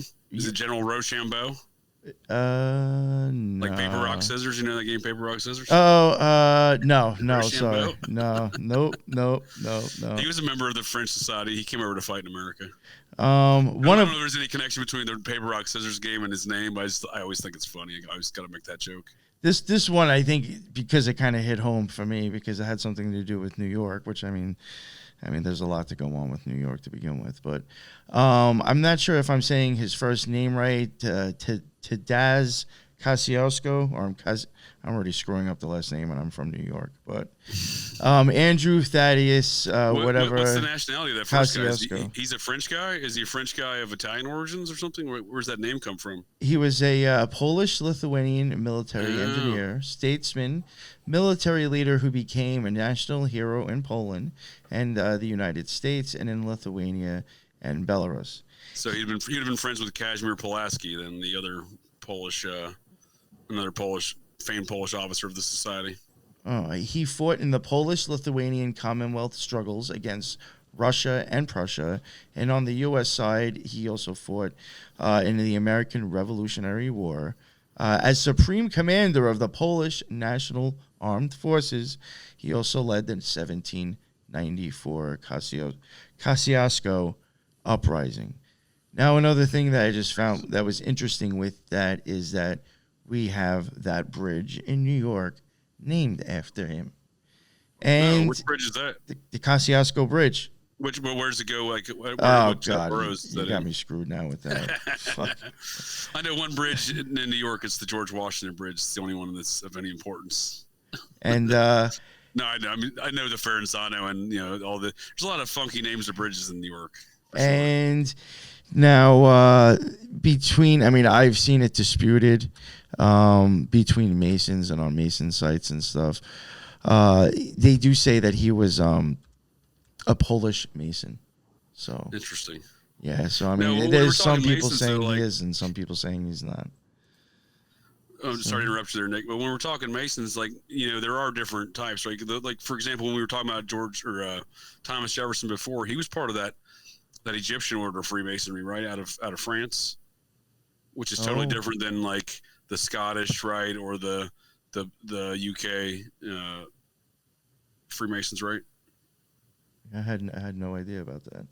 Yeah, they're the ones that like they don't like most Freemasonic lodges, I believe, have the Bible sitting in some Oh, room, okay, all right, spot. yeah. No, this might be like all right. I see what you're getting. And the one there in France has an empty book, really sitting where the Bible sits. Yeah, Do you know what I'm talking about? there's a lot of that. I think there's a specific brand of Freemasonry that falls within. I don't know it. I wonder if that's the one they use with the Freemasonry, presidents. There we go. Is that the one that they use when the president puts their hand on it? It probably is, yeah. But, They ain't swearing to shit. They're Is the ones it behind Grand Orient? that. Is it Freemasonry or the Grand Orient or something like that? Grand Orient Freemasonry, yeah. Yeah. Okay. Yeah, those are the guys who carried out the major purges in the French Revolution. That was Exactly. the first communism. And in doing so, they really sort of set the stage for the rest of the world to pay attention to exactly how to structure their new republics in a more socialistic fashion. This is where we get a lot of the influence of central banking and all the rest of this stuff. And it also heavily influenced Karl Marx and everything to come later. That's what I thought. So- yeah. So I appreciate the background Headless. So that's exactly where my head was at. So that's why I wonder if, to bring up the point on Freemasonry, Nick, if this is some of the divide within the society. You have the Grand Orient side of the society, and you have the Scottish Rite side of the society, right? I wonder if that's part of the internal divide within the society. Is this Freemasonic divide? And then real quick, I'm just going to read off these names, and then I'll just say, because there was I do have a lot of notes, so it's kind of bullshit. We mentioned him before, Lafayette. He was a Freemason. So, I mean, that's another Freemason that came over. And I find it interesting, his first battle was at Brandywine on September 11th. 1777. And then real quick, not to get off of it, but the Meadow Massacre that was something to do with the Mormons happened on September 11th also. Yep. So very weird with those numbers. Which was a false flag in the Mormon Mormon situation. Mountain Meadows Massacre. Yes. Arthur St. Clark, another person who was who came over, St. Clair? Oh yeah, sorry, St. Clair, and he was a Mason for the Nova Casorero or something Harmony number 2 lodge. So he was also a very important general amongst George Washington's circle of friends, and he's also a descendant of the famed Rosalind Sinclairs of Knights Templar infamy. Jean Baptiste. He came over with them, and he was associated with. He was made a 33-degree Mason in New York, actually. Yep. And in the Scottish Rite, I have specific with that. In the Scottish Rite, he received the degrees in the now Supreme Council of New York and was made a 33-degree Mason and honorary Grand Commander of that body. That's interesting. I wonder if he came from the Grand Orient side there in France. I wonder how that shakes out. How much? Because I know the first guy to introduce Freemasonry to France was a fellow by the name of Ramsay, Andrew Ramsay, in around 1720 or so, and he was a Scottish fellow. So obviously some of that Scottish Freemasonry obviously got introduced into France. I don't know how much. Now, have you ever heard of Louis Rene Levasseur de la Touche Treville or something like that? Sounds like he likes to party. He's a lot of names. He's another one that was part of it. And in whatever you can really, there's not much said about him, but there is just like a mention that's just thrown in there that during the Revolution, La Touche, however you say his name, a Freemason and aide to Philip Egalite or whatever, and blah blah blah. So it's like they just threw in there that like he was a Freemason and an aide to this person, but nothing about like was his it Freemason the history. King Philippe, the number 2 guy? Philippe Egalite. I don't even know if I'm saying. Yeah, that I don't know who the king's. The future king after the revolution was Lafayette's cousin. In fact, according to local folklore in Claremont County, Ohio, where I hail from, he was teaching General Lafayette's aide de camp. One of his aides was from that area of Claremont County, and apparently the future king, Lafayette's cousin, was teaching under an assumed identity during the revolution in Claremont County, Ohio. Which Claremont County has a lot of importance to the society, being right next. It's the eastern side of Cincinnati, and it's also the name in which where the Knights Templar was created at the Council of Claremont. And how this is the last one I'll ask to see if either one of you know Maxime Julien Emeraux de Beauverger. No, I don't know that one. Yeah, that's another one that was a Freemason member of 4 lodges. And all of these, I'm assuming these might be like in France because I don't know how to say any of them. But this guy was even like a member of 4 lodges, and he was, from France and was in the Order of Cincinnati, so the Society. Interesting. Yeah, well, I mean there was a ton of them. Points. That's some good. Those are some good examples there. Because what I'm wondering now, what I want to run down information wise that you've incepted into my head here, Nick, is I want to find out what the breakdown of this Freemasonry is. Right? Like, is it the Grand Orient breakdown versus kind of the Scottish Rite? Is there? Yes, yeah, I never even thought of that. Yeah, I don't know enough about it. And here's another layer I didn't really understand either. Is there's even when you have like Scottish Rite Freemasonry, right? Like the George Washington Masonic Lodge, there's like a dozen or so other subordinate lodges to that lodge, right? So they're called like George Washington lodges, which I don't even understand what that means necessarily. But what I did find interesting was there's one in Salt Lake City, Utah. One of these George Washington lodges. So there is seemingly some strange breakdowns within these Masonic organizations that I don't comprehend. I can tell you as an OTO member, each lodge has rules and regulations they got to follow from somebody above them. And does this break down like kind of division, like geographical divisions, or how's that work? Or philosophical divisions? Because I'm assuming like there's some sort of philosophical thing that these George Washington lodges are following that are different than other lodges.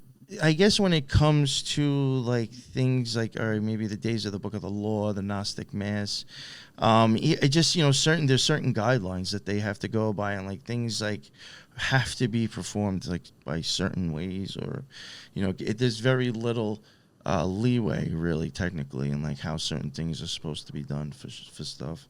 The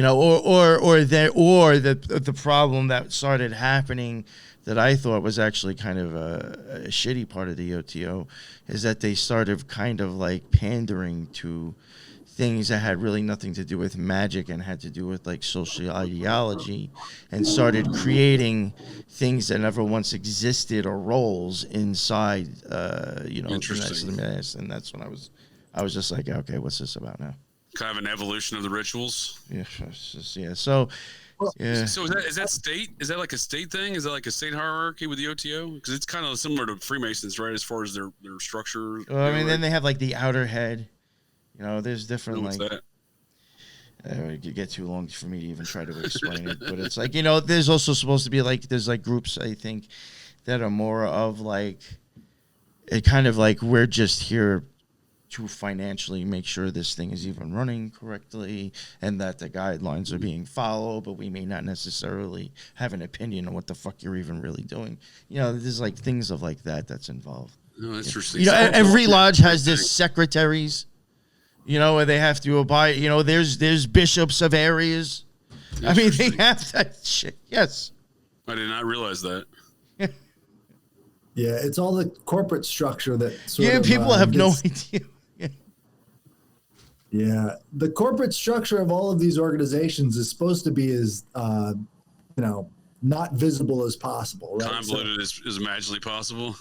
Exactly, right? And I think that goes back to it goes back to the whole reason why we have corporations to begin with, So like in Europe, what they would do is they would make these private entities that were funded directly by the crown so that the crown wouldn't get the blame when these corporations went out and did horrible stuff. This is like the letters of marque and stuff like that in America, where we would basically make pirates out of these people. we would say, here, you can get bounties for as many of these ships that you destroy as possible, but you're not part of our team.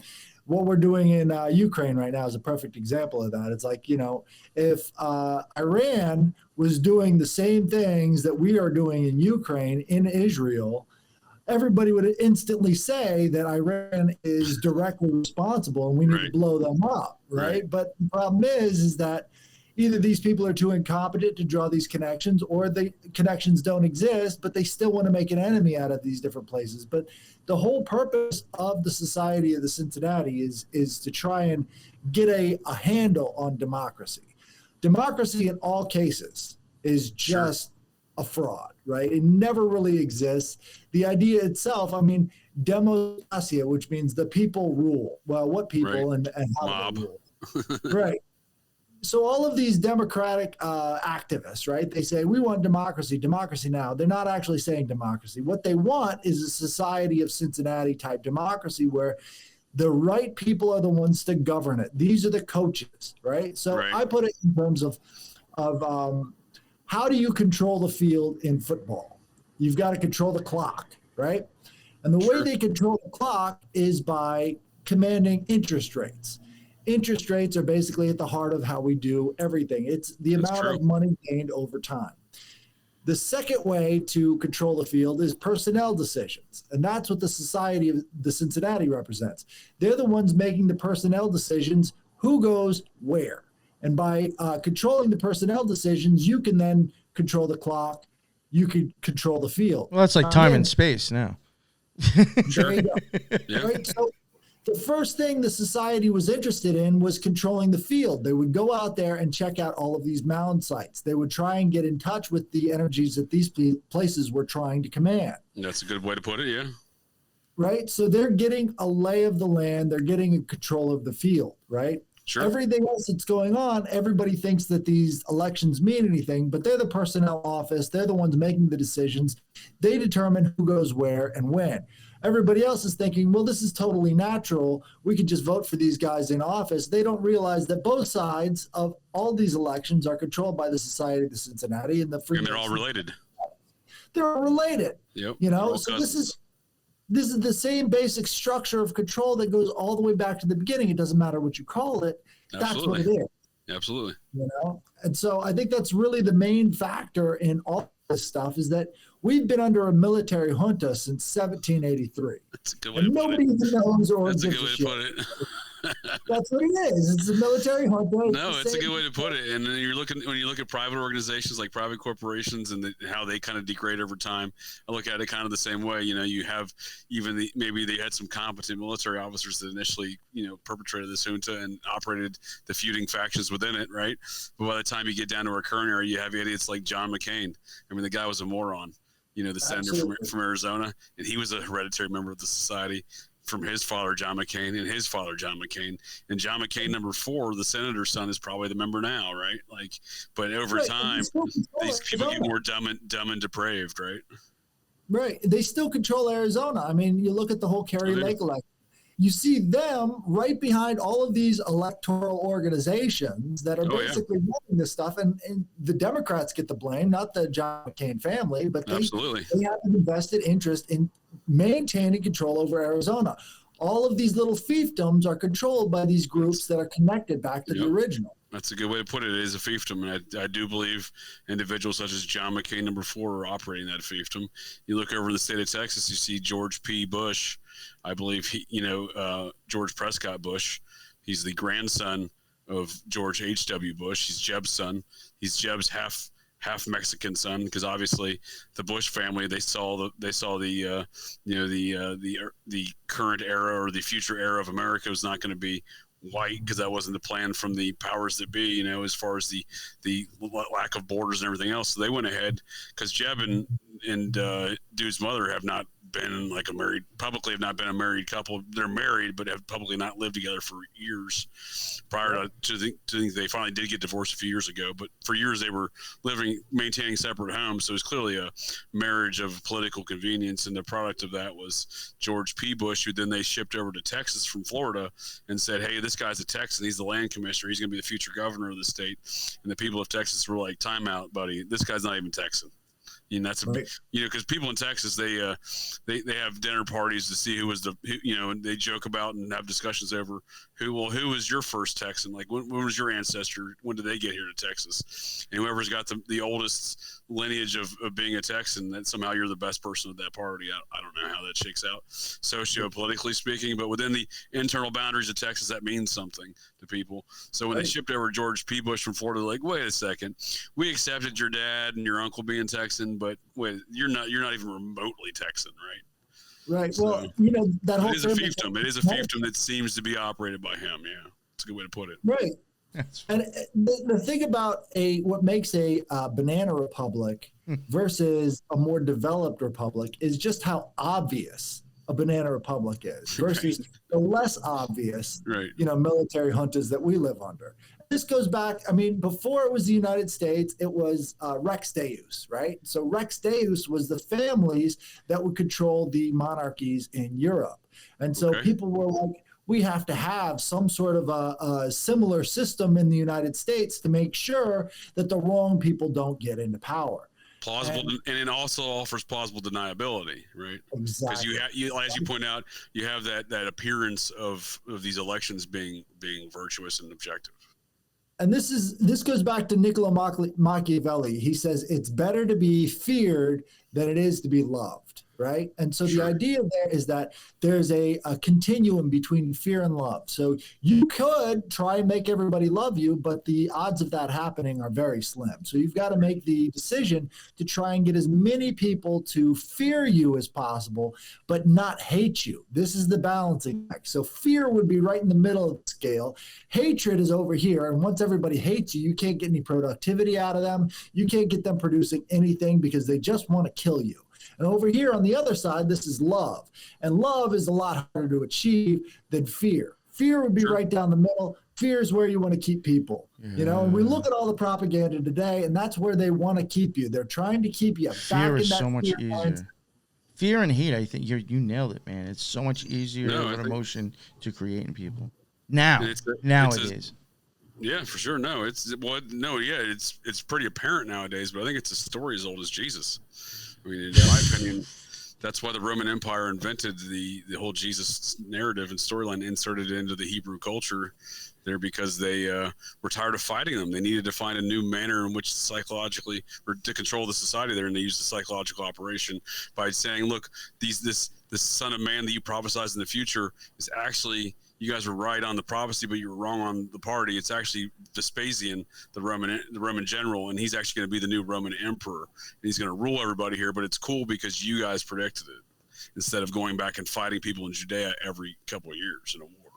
Well, you're right on one account, but you're wrong on another. The very first converts to Christianity were the Germanic tribes up in, the Gauls, all the rest of that. They were the first ones to adopt Christianity.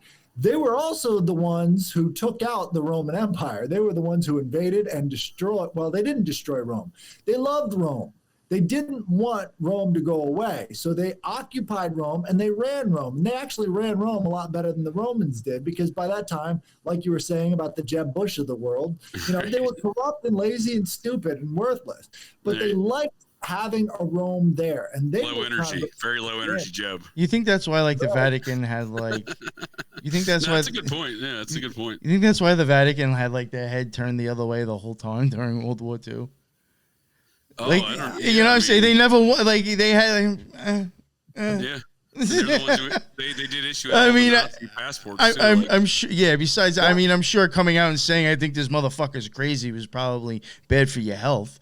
But they didn't say anything about what was supposedly being done. No, It's good point. And I've wondered about that. What's up? They did play an odd role in that whole saga. Yeah. It's the layers of deep politics and how many hands they can get into how many different pockets. And what Germany represented is a lot of what America represented over here. Because if you look at all the motifs, it just gives it away. You know, we've got the fasci up on the walls of the Senate building. Like, fasci, that's fascist. Yeah, but it's an ancient symbol that goes back to the beginning of all of this stuff. Yes. It's the deep political symbols. If you look at the seats in the Senate building, they've got swastikas all over. Yes. It's like, where's this motif Thank coming you. from? Thank you. I posted that. God, I posted that shit, I think, when after Biden had gotten elected or something, and his wife was like sitting in like those special seats, I think, when he gave his speech. And those seats have those fucking emblems, like neither on the back seat of like the fabric or on the chair, it's like the wooden outs. Somewhere it's on there. And I made a post and like, oh, that's just a design. I'm like, motif is magic. It's always on accident, right? It's always just a design. Right. See, that's the thing. Motif is magic. And when you change the motif of a society, you change the way they think. It goes back to the memory palaces and the memory temples. All that stuff in Washington, D.C. is a memory palace. It's meant to have a specific impact on the people who are living there and change the way they think about the world, change the way they see themselves, change the way they see other people. And for the most part, it's been very successful. We see the same people, the same groups going over and over again with the same enemies. They want to get to those enemies, and they want to have a conflict which produces a massive amount of wealth for them. You know, what we see today is just a repeat of that. What we didn't see before is these changing battle lines, right? So now we've got the battle lines. It used to be that there were battle lines within the conservative movement, but they were able to get rid of those people very early on because they had total control over the internet. Now those battle lines are becoming more and more clear because the ideology does not match up. So now we're seeing those battle lines become bigger and bigger, and a lot of people are caught in the middle of it. All of this stuff is playing out before it goes to the, to the shooting. But I think if things don't change very quickly, where one side says, we are not doing this anymore, we are not serving these families, if that side doesn't win, they have to exterminate the other side. And this is why it's become so genocidal. It's like, we have to support this one view, and if we don't, guess what? We're coming for you, right? And so the deep politics is where the dialectics are played out. The deep politics is where it plays out first. I think you're spot on. I was actually having a conversation recently about this, where you're describing the polarized nature of everything today. Everything is so polarized. Like, everything is. There's really no in between. Everything's either over here or over here, depending on whatever you want to talk about: society, politics, the economy, anything. You know what's weird too, that I was someone was asking me like the whole point of like why, like, I guess like magic is being used like on us through like the news and with fake shit. And I said, besides, I did mention polarizing and fear and hate, like we were just talking about now. But another thing that I have even noticed myself, and I think maybe because of New York and just knowing, like, kind of like looking at our mayor, and then looking at who we had prior, just makes absolutely actually no sense to me if you're really a Democrat and you're voting for a Democrat. But whatever, but like within like the last 4 or 5 years, since really the whole thing with COVID and people like getting very like just over the top with shit, since then on both sides, for me, just my opinion, I have even watched them contradict themselves and accept things that they were against like 4 to 6 months ago. Absolutely. And I do stuff going on for sure. In my opinion, at that point, you are a game of Pong for a magician. They're just sitting there doing constant chaos and contradiction in your head. That makes sense. That you've gotten to the point when in war games, when the computer realizes there is no winning this, and the only way you can win is not to play the game. Nice. So I prepared this a little bit. It's going to probably be all backwards, but this is the benefits of gaslighting, right? So what we have right here, what I wanted to point out specifically is this Baphomet character, right? Okay. Now this is a phonetic twin of the word bafflement, right? And anytime they want to baffle the people, they throw this Baphomet up in front of the population. You see this over and over again. So you'll actually have secret society members talking about how bad Baphomet is, right? But in the mind of the person hearing it, it is a phonetic twin of bafflement. And bafflement means to stop something, means to halt it. And so they throw it up there to get everybody sort of emotionally connected on either side, right? So now we've got the left that is like, yay, Baphomet, yay, awesome. And then on the right, we see everybody going, look at Satanism. It's Satan. What are you doing? It's Satanism, right? But really, what does it mean at its core? It's just a bunch of different symbols they put into a single kind of idea here, right? And so they're not really giving you anything other than symbolism to fight about. Now, the interesting part about symbolism is the idea that symbols come from this idea of symbolos, right? And symbolos is a cracked pottery jar, right?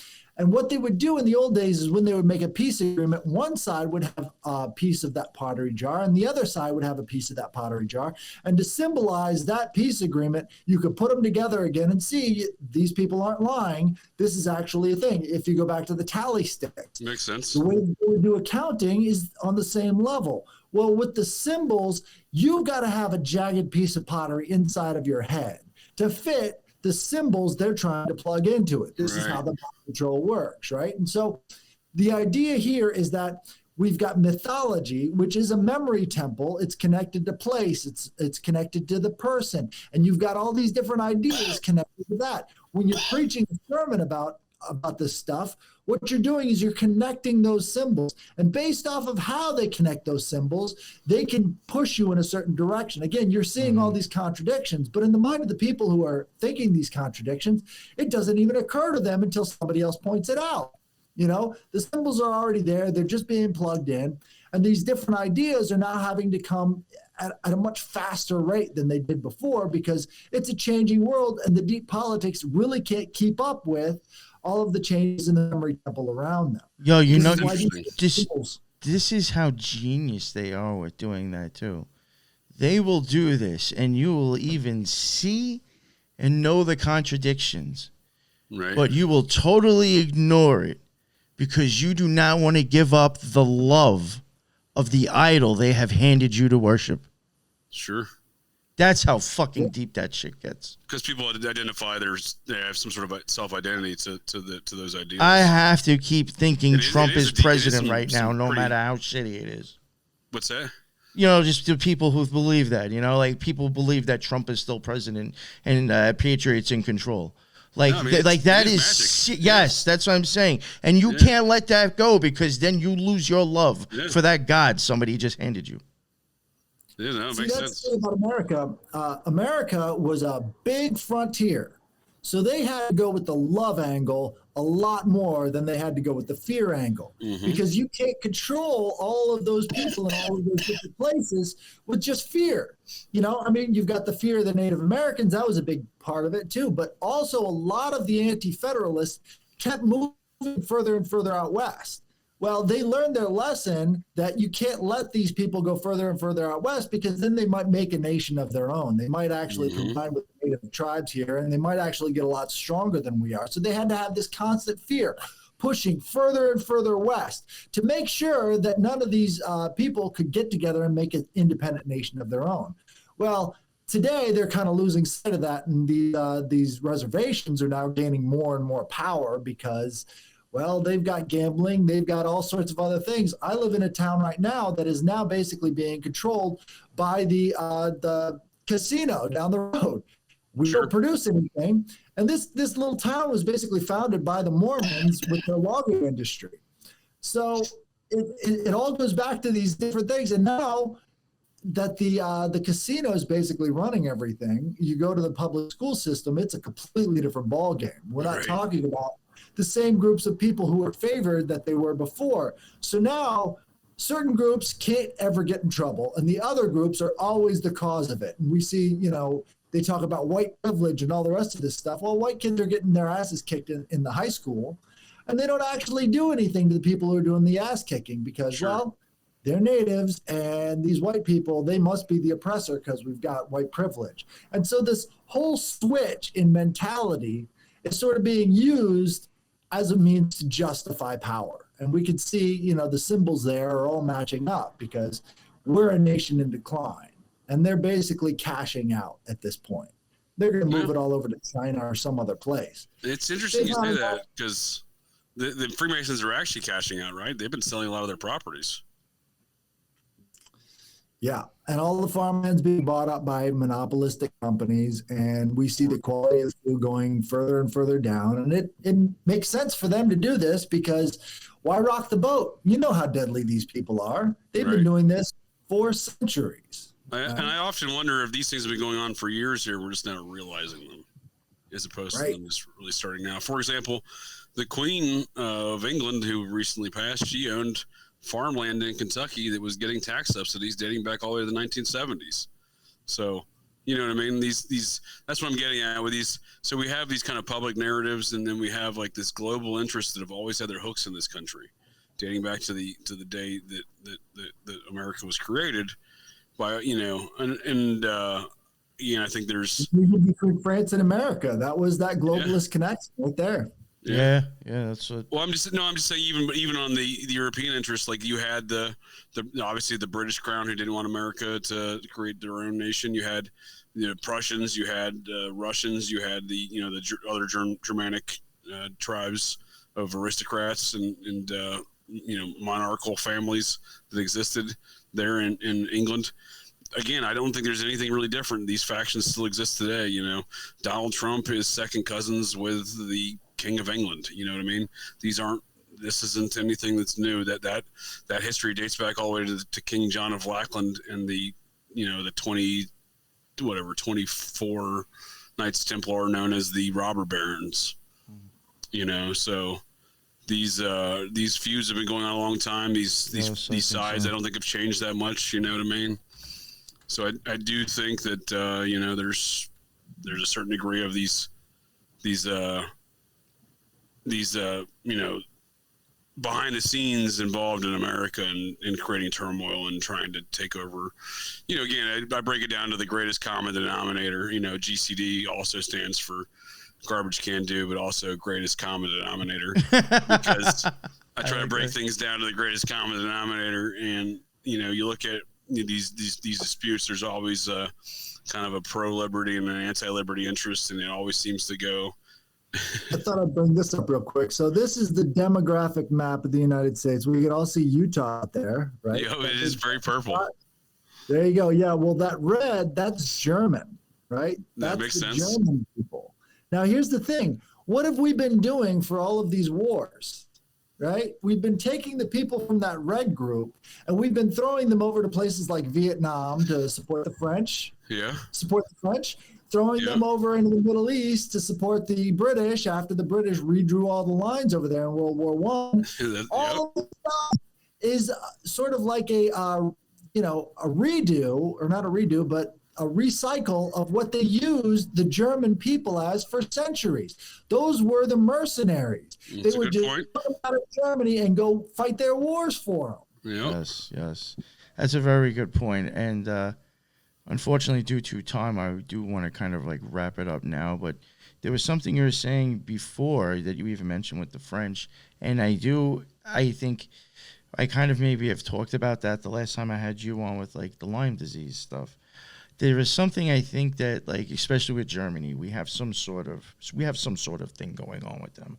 Obviously, like this, here we did this first. Now you expand on it. We'll take it back and use it. There's something going on weird like that, and definitely with occultism, I think. And again, you said even with the French and some sort of connection, and I do think that there is a lot of that is like really not known that much, and I do think especially with the French, I don't. It's not that I have this thing where I'm trying to like really push at them, but the more it comes to occultism and just looking at stuff in the background, I do believe that there is like something to do with other countries and like really coming here and creating the situation, and they were all occultists or doing something with secret societies, and it's just very weird to me, you know.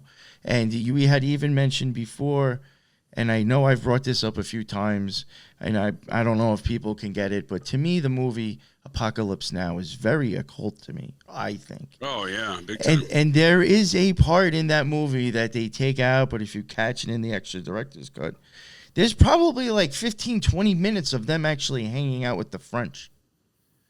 You know, there was a reason, and they were like, we are not leaving here.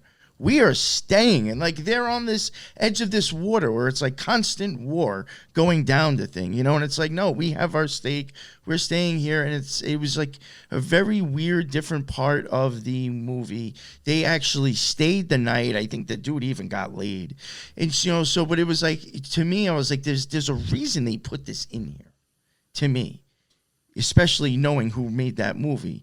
In that movie, that guy literally made sure that people who practiced whatever ritual they were doing were real, so you could literally watch that cow get killed legally because it was done by people who practiced it.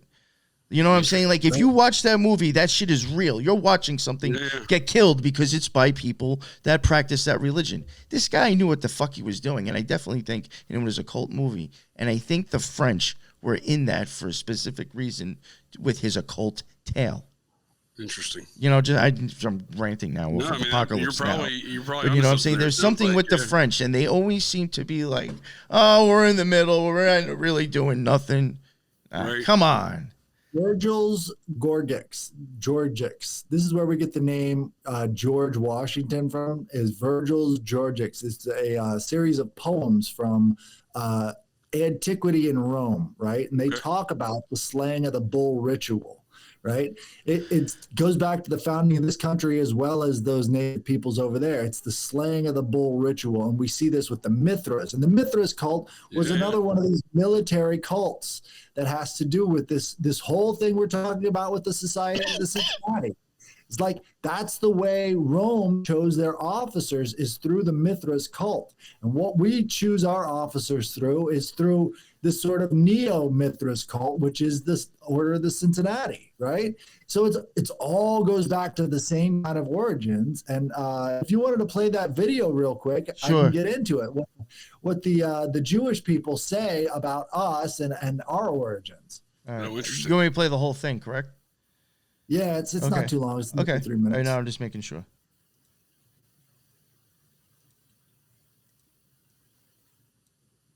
The religion and any nation that has that religion predominantly is called Asav. Christianity, of course, ultimately became Western civilization. So Asav today is really Western civilization, because Western civilization is basically Christian, and therefore that is considered to be Asav. Asav, who became Edom, who became the Roman Empire, which metamorphosed into the Christian Empire, which became Christian civilization, which is now represented by the United States of America, will suffer a crushing, humiliating defeat. Esau is everything that's wicked in the world, and it's the Edom. Esav is Edom. It's the final kingdom of the 4 kingdoms. It's the greatest, the most implacable enemy of the Jewish people. Prophesy. We have whole books devoted to the destruction of Edom at the end of days. This is the last kingdom. In traditional Jewish thinking, it's the church. It's the implacable enemy of the Jews. It's a morphing kingdom. It's unlike the previous kingdoms. It begins as Rome, and then it morphs, becomes Christian in the 4th century, and then it divides and divides and divides. So who's Edom? Edom includes most of Europe. It includes the United States of America. It's the Roman Empire that was never destroyed. Edom becomes America. Why? Because America is Edom, after all. Esav, who in modern day terms is really basically, certainly one of them is America. But for those of you don't understand that Italy is the seat of the Roman Empire of Edom, even though Edom is scattered, many other nations today that speak Latin languages that have something of the Roman Empire, including America. they are first. So Edom is everywhere, and the United States of America is also part of Edom. Malchut Edom, which includes all of America, Europe, and some of the Western Quarter. Who becomes the children of Esav? All of a sudden, it shifts now, and we talk about Galut Edom as whom? As Rome, and eventually Western civilization. The Edomites are the descendants of Edom, who is also known as Esau, Jacob's evil twin. Our tradition tells us that the Edomites are the ancestors of the Romans, and indeed of all Europeans and the entire Christian world. Esav, who is the symbol of all the nations, Christians or not. Rome is the last empire of the 4 empires that subjugated the Jewish people. Edom, Rome is the worst of all.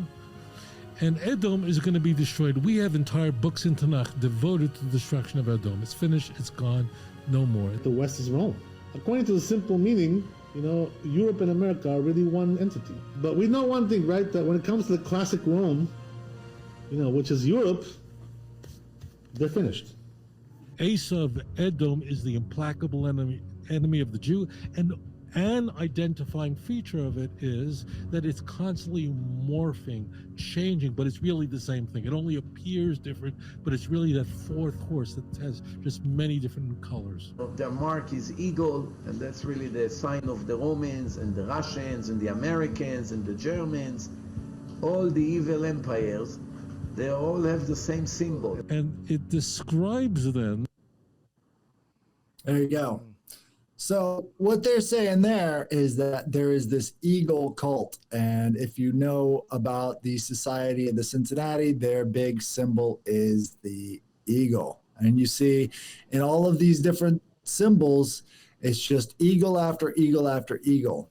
Right. So, The society is a double eagle, double-headed eagle. Right. And so they've got videos on YouTube, the society does, where they talk about their symbolism of the eagle and how it's changed over time and how they use gold here and they use blue there. But it's all basically the same eagle cult idea. And that eagle cult goes all the way back through mythology and history over and over and over again. These rabbis are the ones identifying it as being evil. Basically they're saying you're evil. You're the bad guys, you're whatever. But it's like at the same time, you've got to ask yourself, what the hell is going on with this stuff? Is prophecy really meant to be supported by false flags? No, that's a good way. It's a good question. So what are they talking about? Is this whole Adam thing? Maybe it's like this is the script to follow to drive people so fucking mad you can take over. Well, like you said, they have whole books devoted to the end of Edom, and they say that Babylon was the Edomic Empire, right? And they say that's the descendants of Esau, and Jacob, the younger born, was the rightful heir, right? So they say we're the rightful heir, and Edom, he's the pretender. We've got to get rid of them. It's really interesting because allegedly all these Edom, all the eagle cults are part of the Edom line. Is that what they're saying? Right. That's what they're saying. Yeah. Was they?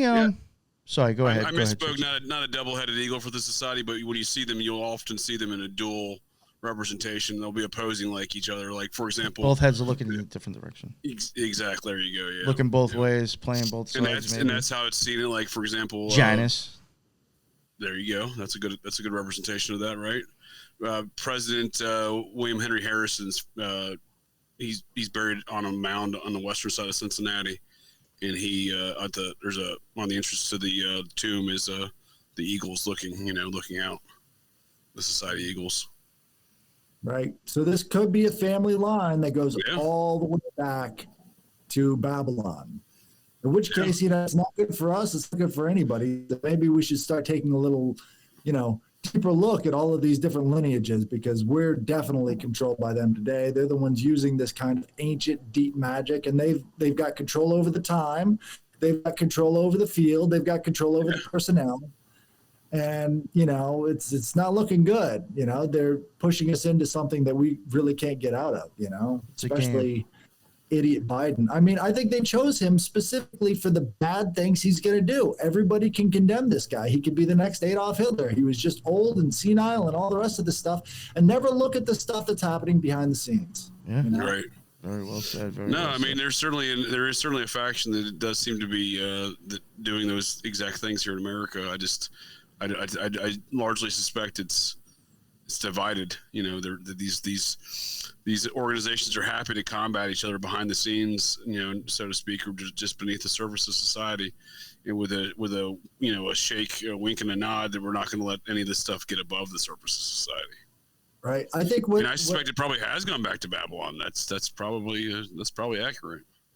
I think that World War II mentality, where they finally inducted the British Prime Minister as a member of the Society of the Cincinnati, represented a kind of merger. That makes sense. The old English empires and the new, you know, American empire, and it was all sort of converted into one thing. So, pardon me. What's going on now is the controlled demolition of all of it, and maybe moving it over to another different source. You know, it's always been about these city-states. That's a good point, and they're very big on the kind of the phoenix concept, right? What's rising from the ashes, right? Build back better. The rising sun. Right. Yeah. You gotta have the king die so you can have a new king. The king is dead. Long live the king. You know, that's more than just a phrase. And if you guys don't mind, I am going to have to, unfortunately, I'm going to have to wrap it up now because they do have prior engagements. But I think that was a great discussion. There was a lot of info in there, and I knew that's exactly what was going to happen. Yeah, for sure. Having both you gentlemen on. And, you know, I think just if anything, like there's obviously people who are in sort of some sort of weird occult or different views than most people are into or understand, had their hands in the creation of this country, I think, and the way the storyline is going. You know, so I don't think that's too conspiratorial looking at what we were just talking about. No. And a lot of the things I'm sure I can specifically say for myself, and I'm sure I can co-sign for these gentlemen. You could look this shit up and you'll easily find they weren't talking trash. Yeah, so thank you both very much. That was much more than I even expected prior. So, you know, the episode came out great. And I do truly hope to actually, I already had a couple ideas where we're talking. I'm hoping that we can actually, the three of us, continue having, you know, discussions down the road. Yeah, for sure. Yeah. Headless, real quick. They're switching up the Wikipedia article on the Order of the Cincinnati. So if you guys have the ability, you got to download all the information you can about this. Because once it gets out there, once people start talking about it, they are going to cut it off. They are not going to let this go on. That's probably true because the moment I started talking about the society, I started getting society stalkers. So they do watch. I got some emails from some confirmed society members a few years ago when I started talking about society. Wow, that's wild. It's easier than I'll share it with you. They just got to Google it. That's all they do. Yeah. They find it, and they're like, we got to stop this. They got to stamp it out. So that's what we can expect from here on out. Because if we talk about this, and this is the part of power, they are not going to be happy. There was some shit that I had that I didn't even get into, but I gave like a kind of an overall idea. But there was like stuff I had to get out of a 1905 book just to get any fucking information. Yeah, there's not a lot out there. You know, for real. Yeah. But real quick, too, just in case people forgot at the beginning, Headless, let everybody know what you're about and where they can find your stuff. You can find me on X under the Headless Giant. I'm there doing spaces every Friday night. Check those out. And I got a podcast, Headless Giant on Spotify. Check that out before we're gone. Nice. Yeah. Thank you. Thank you very much. And your links will be in the show notes. And JJ Vance, please, sir, let everybody know where they can find your stuff again.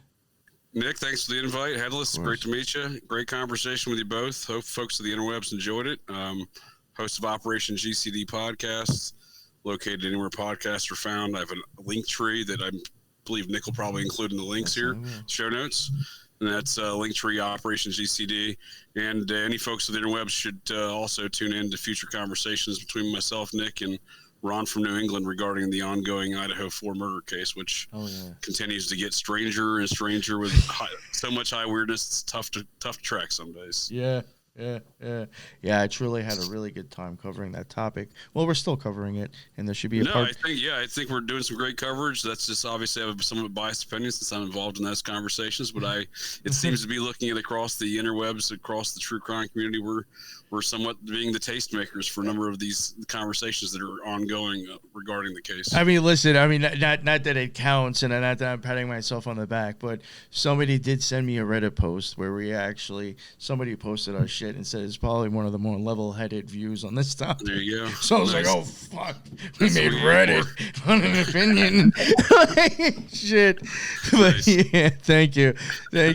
So that is the end of another Occult Rejects. Thank you, gentlemen, both again for a great time. And until the next one, everybody be well. Later.